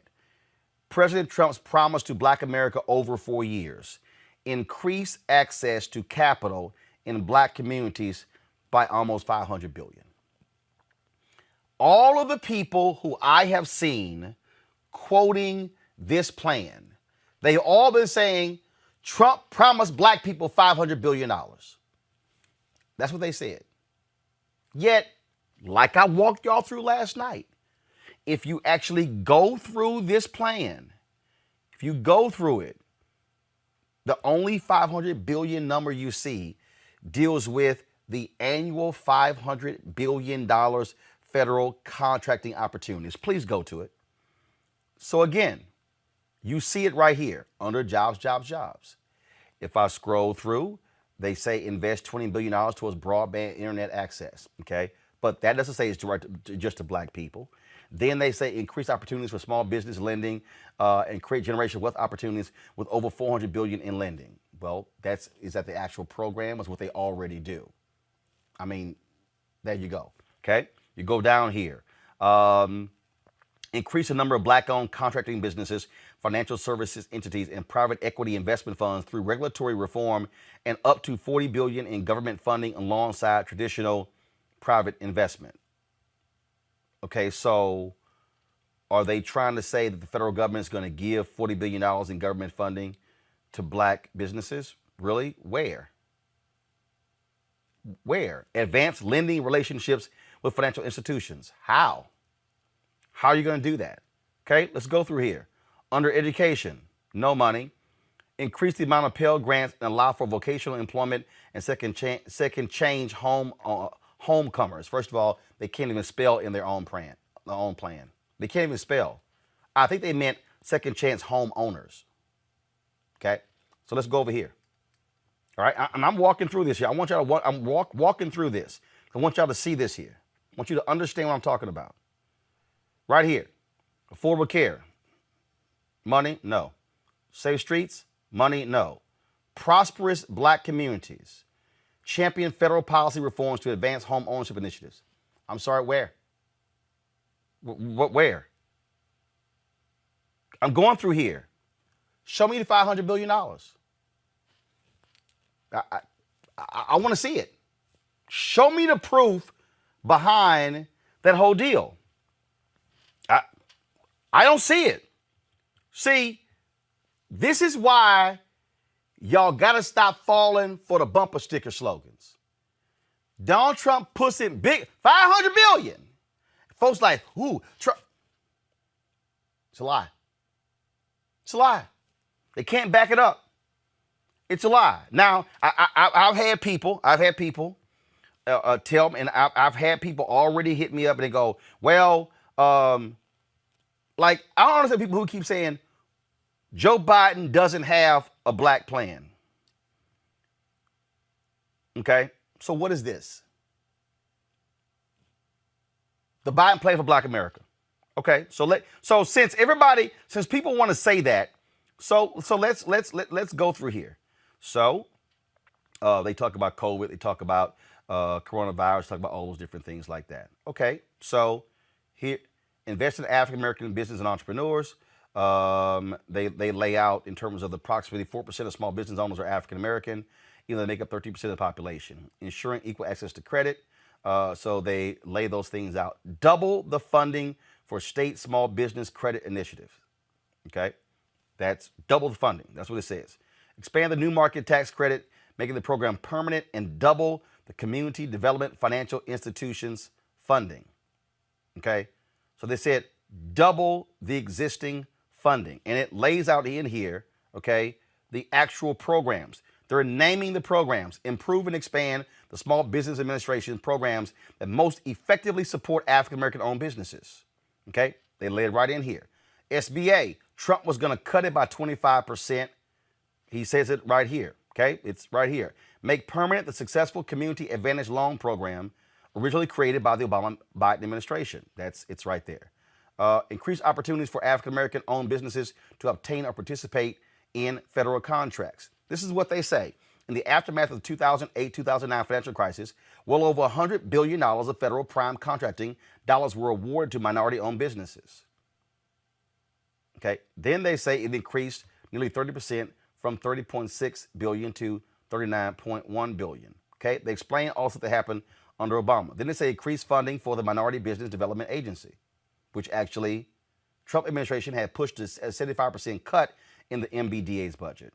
Okay, protect small disadvantaged businesses with state contract from federal and state contract bundling, which often locks out African American owned smaller firms from effectively bidding on procurement contracts. Now let me unpack that. Okay, allow me to unpack that. That is the exact. Listen to me clearly, y'all, and see, because this is what happens when you don't read and when you don't study and when you don't have any knowledge, and then when you come up with stuff and you haven't even understood what has actually happened. So let me unpack that. So I want you to go back to this, to the iPad, Henry. Protect small and disadvantaged businesses from federal and state contract bundling, which often locks out African American owned smaller firms from effectively bidding on procurement contracts.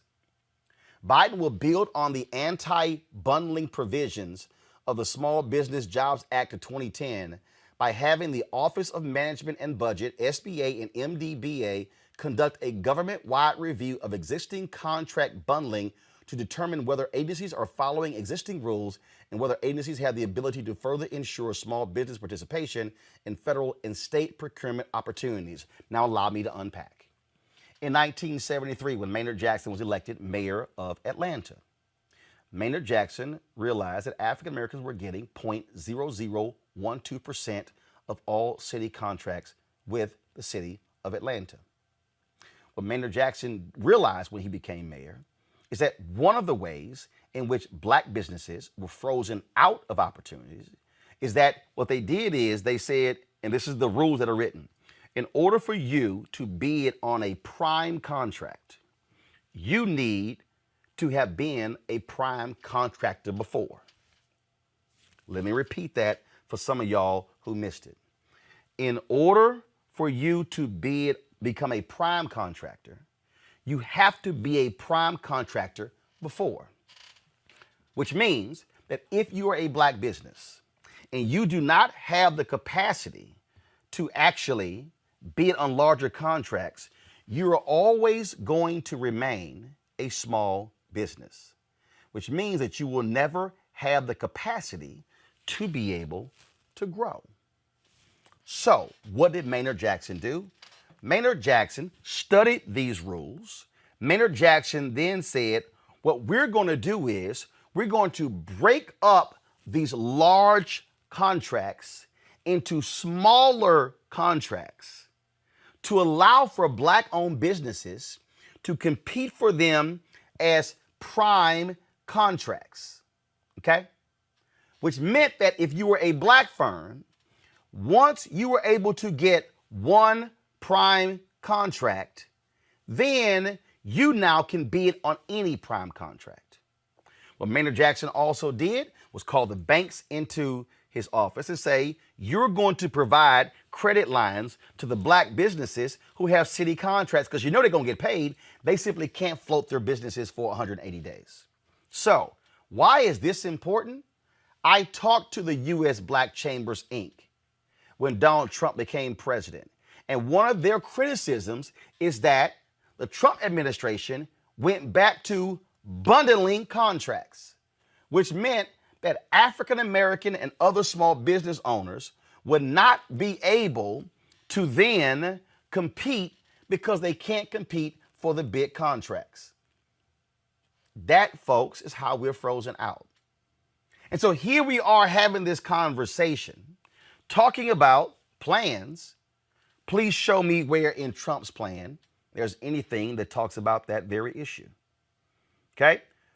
Go back to the Biden plan. Provide African-American entrepreneurs and other small business owners technical assistance. It lays it out. Reserve, now here's a critical one here.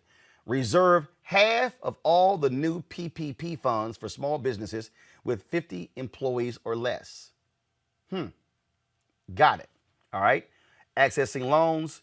Okay. They talk about supporting African-American churches. Expand African-American home ownership. Biden will invest $640 billion over 10 years so every American has access to housing that is affordable. You got that. Help families buy their first home and build wealth by creating a new refundable, advanceable tax credit of up to $15,000. Tackle racial bias that leads to homes in communities of color being assessed by appraisers below fair value. Y'all, I'm just reading to y'all all the plans. Roll back Trump administration policies, gutting fair lending and fair housing protections, strongly enforce a fair credit reporting laws, and create a new public credit reporting agency. That's all right here in the plan. Protect homeowners and renters from abusive lenders and landlords through a new home ownership and renter bill of rights. It's all right there. Roll back Trump administration policies gutting fair lending and fair housing protections for homeowners. Okay, it's right there. Hold financial institutions accountable for discriminatory practices in the housing market. It's right there.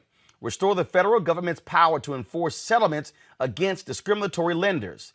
It's all right there. Strengthen and expand the Community Reinvestment Act to ensure that our nation's banks and bank and non-bank financial services institutions are serving all communities. Eliminate local and state housing regulations that perpetuate discrimination. It's all right there.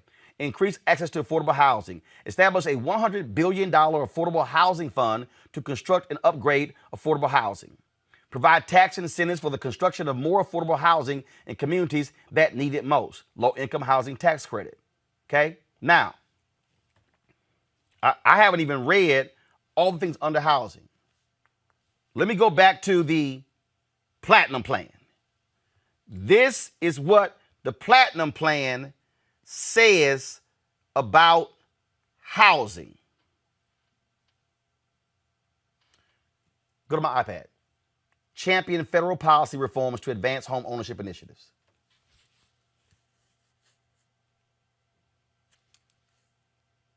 That's it.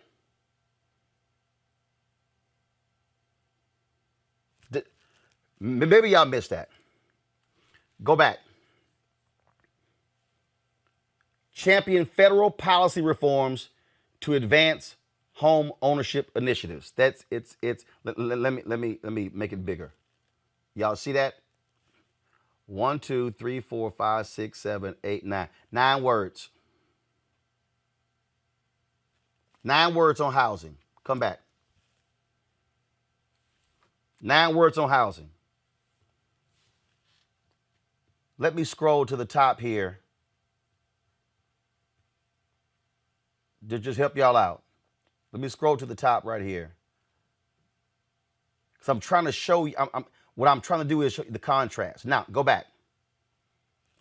I just read you 9 words in the Trump Platinum Plan. I am on housing. I'm scrolling for you the Biden-Harris plan on housing alone.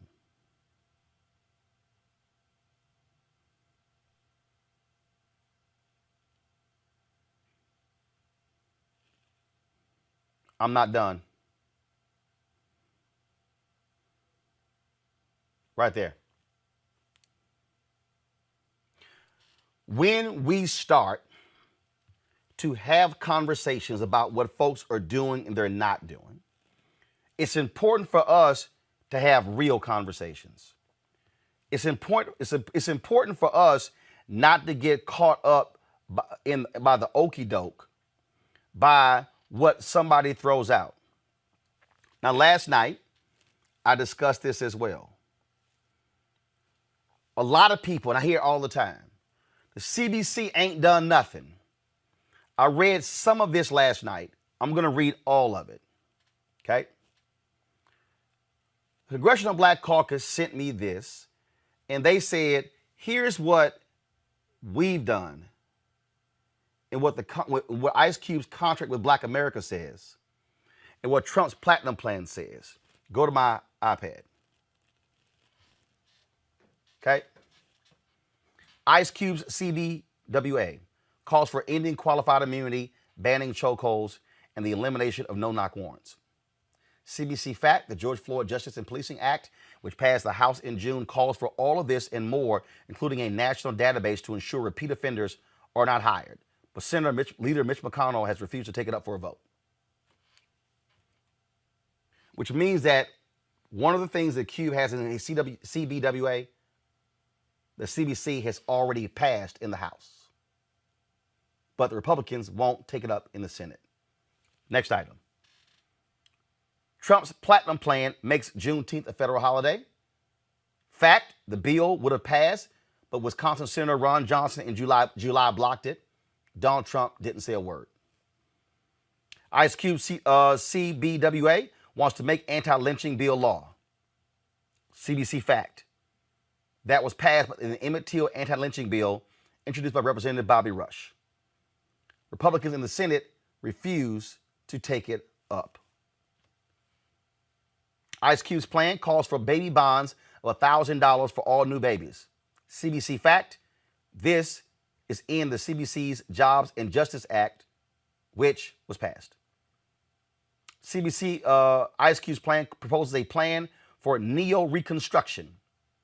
CBC says we gave President Trump a 125-page detailed plan to do this in 2017. 4 years later, we've seen nothing. Ice Cube proposes a one-time interest-free home loan for qualified Black Americans. CBC says this plan only addresses access to a loan for certain Black people. It does not address necessary relief provisions to prevent foreclosures and expand forbearance for homeowners, but the CBC Jobs and Justice Act does.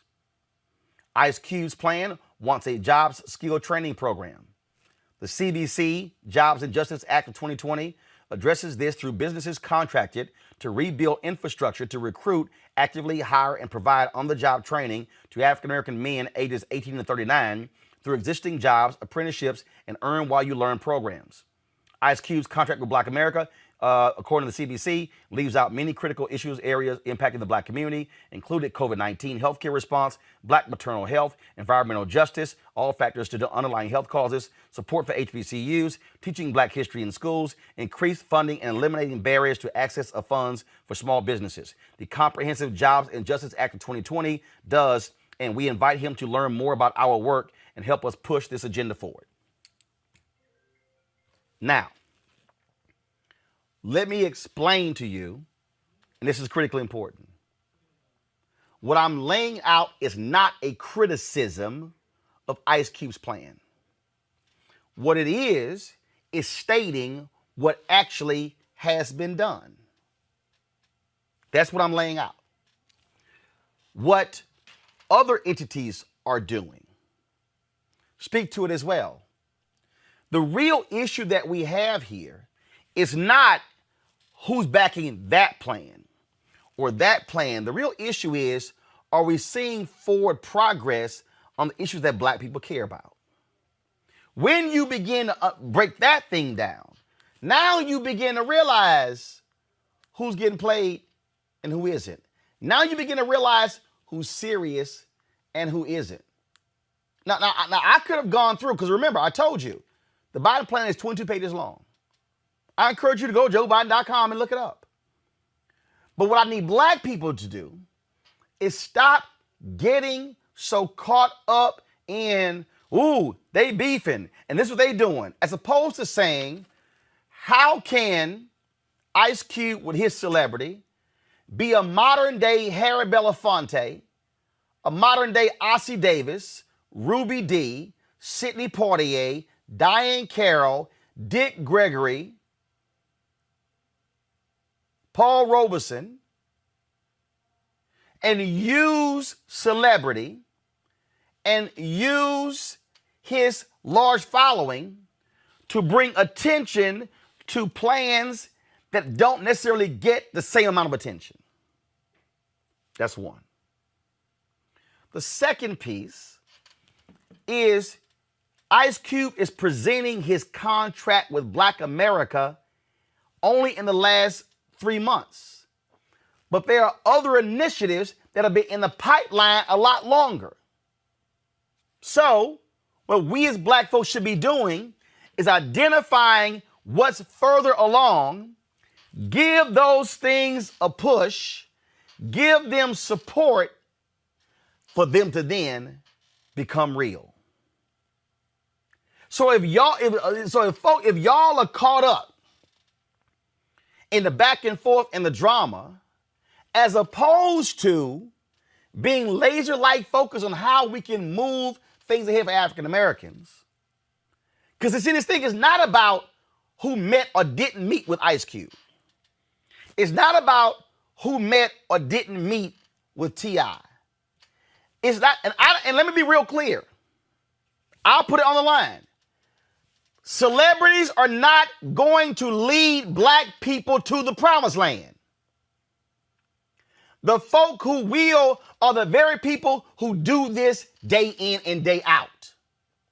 So what we need celebrities leveraging their celebrity to help those policymakers be able to advance the agenda. Should we listen to them? Absolutely. But what we cannot do is act as if folk ain't been putting in the work all this time. Michael Imhotep, host of the African History Network. Mustafa Santiago Ali, PhD, former senior advisor for the Environmental Justice EPA. Rena Shaw, the Lincoln Project Women's Coalition. Michael, I want to start. Mustafa, I'm going to start with you. Just your thoughts on all of this, back and forth. To me, I think it's missing the most important element, and that is, how do we move forward as a collective to achieve what we want to achieve. Yeah, no, you hit it on the head. I mean, we need our creators, but we got to make sure that it's anchored in the experiences and the knowledge that folks who've been doing policy work for a long time have, especially those trusted voices in the policy place. And we also got to use our common sense. I mean, it's not an accident that they call this the Platinum Plan. You know, they understand how our culture works and how we get excited about certain things. But we also got to, once again, use our common sense. If you look at Trump's 2017, 2018, 2019 presidential budgets, they were just talking about slashing all of the programs that are so critical to helping our communities just survive in many instances, not thrive, but to survive. If you want to just pay attention to what's going on in the moment, as you pointed out around the PPP, folks should also be asking the question, why is it that there weren't other directed programs from Trump or the Republicans saying, we know that there are these disproportionate impacts that are happening in this COVID-19 moment to African Americans, the Latinx folks, the indigenous folks. And here are those additional resources and steps that we're going to put in place to actually help you to protect your lives and to also give you that economic backing that is so critical. When someone doesn't do that, that tells you that you are not a priority for them in the past, in this moment, or in the future because of those resources. And that focus is not there. They also know that disproportionately a whole bunch of us are dying, so there'll be even less of us that are there. So folks just got to spend a little bit of time and actually just unpacking, as you said, the actions of folks. It's like that old saying, when someone shows you who they are, believe them. Trump has shown you exactly who he is and who he cares about. Michael, again, the thing, what I don't do, I don't waste my time with gossip. Exactly. You know, I saw that dumbass Boyce Watkins somebody sent me a video where he was like, oh, Roland Martin tried to pin Ice Cube down. No, I didn't. We actually were presenting facts. We were discussing the plans. This wasn't, I'm trying to pin Ice. No. My whole deal was, this is what they said, $500 billion for black people. I simply pointed out that was a lie. Right. Well, you know, first, a few things. One, and I have friends who are on different sides of this equation, you know, so I deal with what I deal with. So let me put it like that.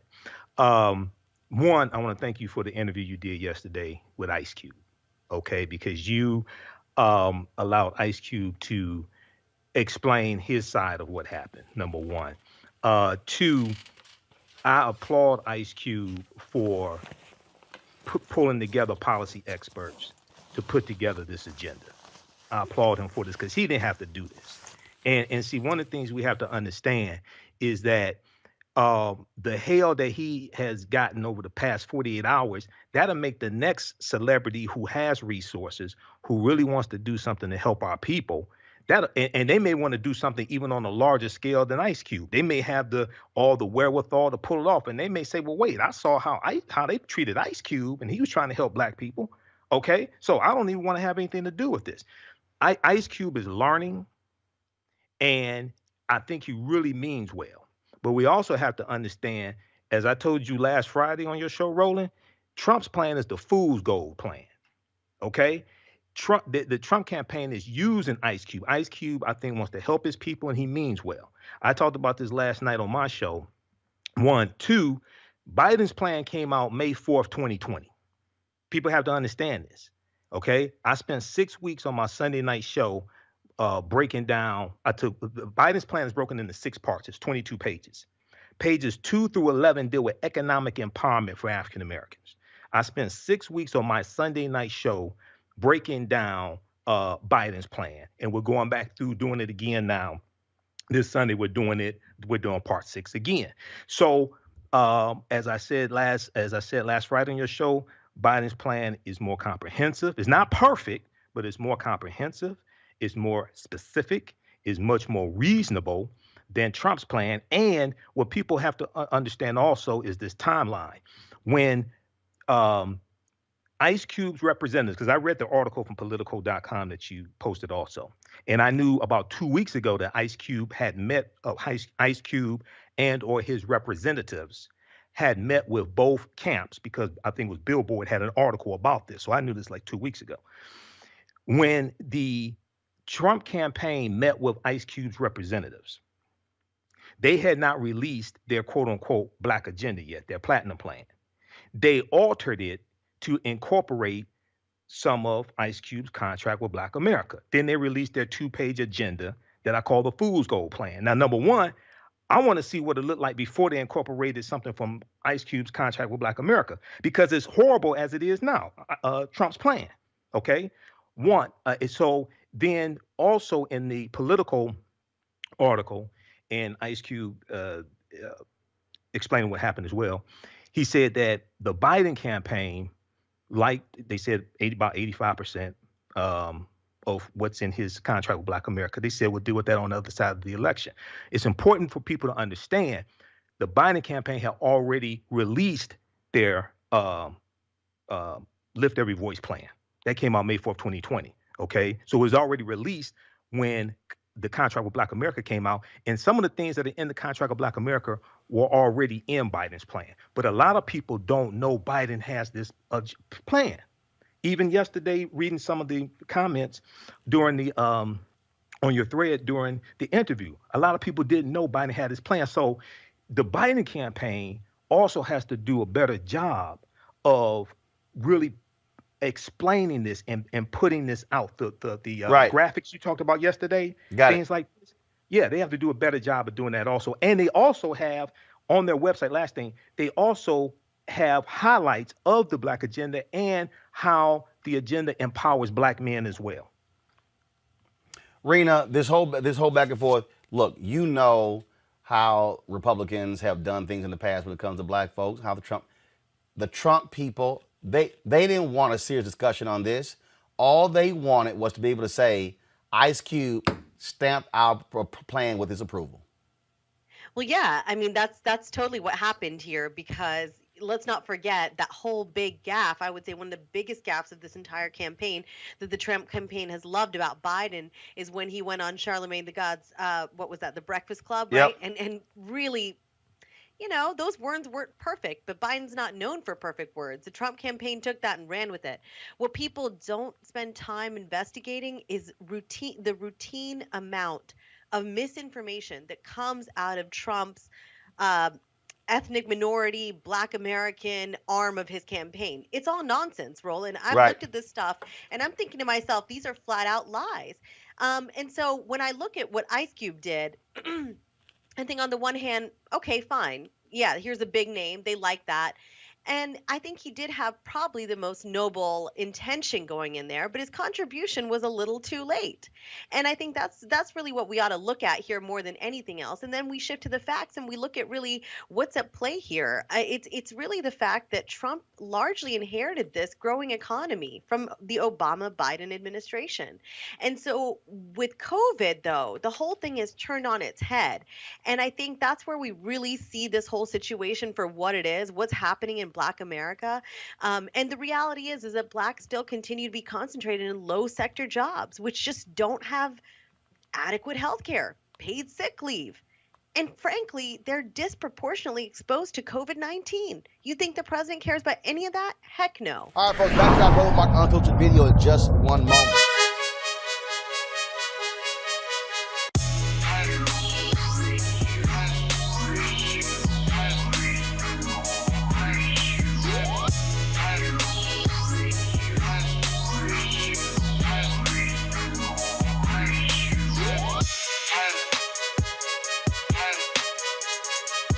All right, the folks at Seek.com, Black-owned company founded by Mary Spio. They, of course, a virtual reality company. You can check out their content at Seek.com, Seek.com. You can do so, of course, with these VR headsets. You can look at it, of course, on your regular device or your pad or your computer.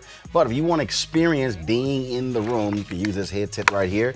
All you simply do is just pop in your cell phone in here, pop it on, and then put this headset on, and you can literally experience their content in virtual reality. reality. And so allows for you to do a 360-degree view of the room. But also, folks, they have the 360-degree 4D headphones right here. These are Bluetooth headphones. They have complete surround sound in terms of as you hear the particular music. Gamers love them as well when they're playing their games. And so it's just phenomenal bass in these headphones as well. You can get one or both devices at seek.com using this promo code RMVIP2020, RMVIP 2020. So we certainly thank the folks at seek.com for being a partner with us here at Roland Martin Unfiltered. All right.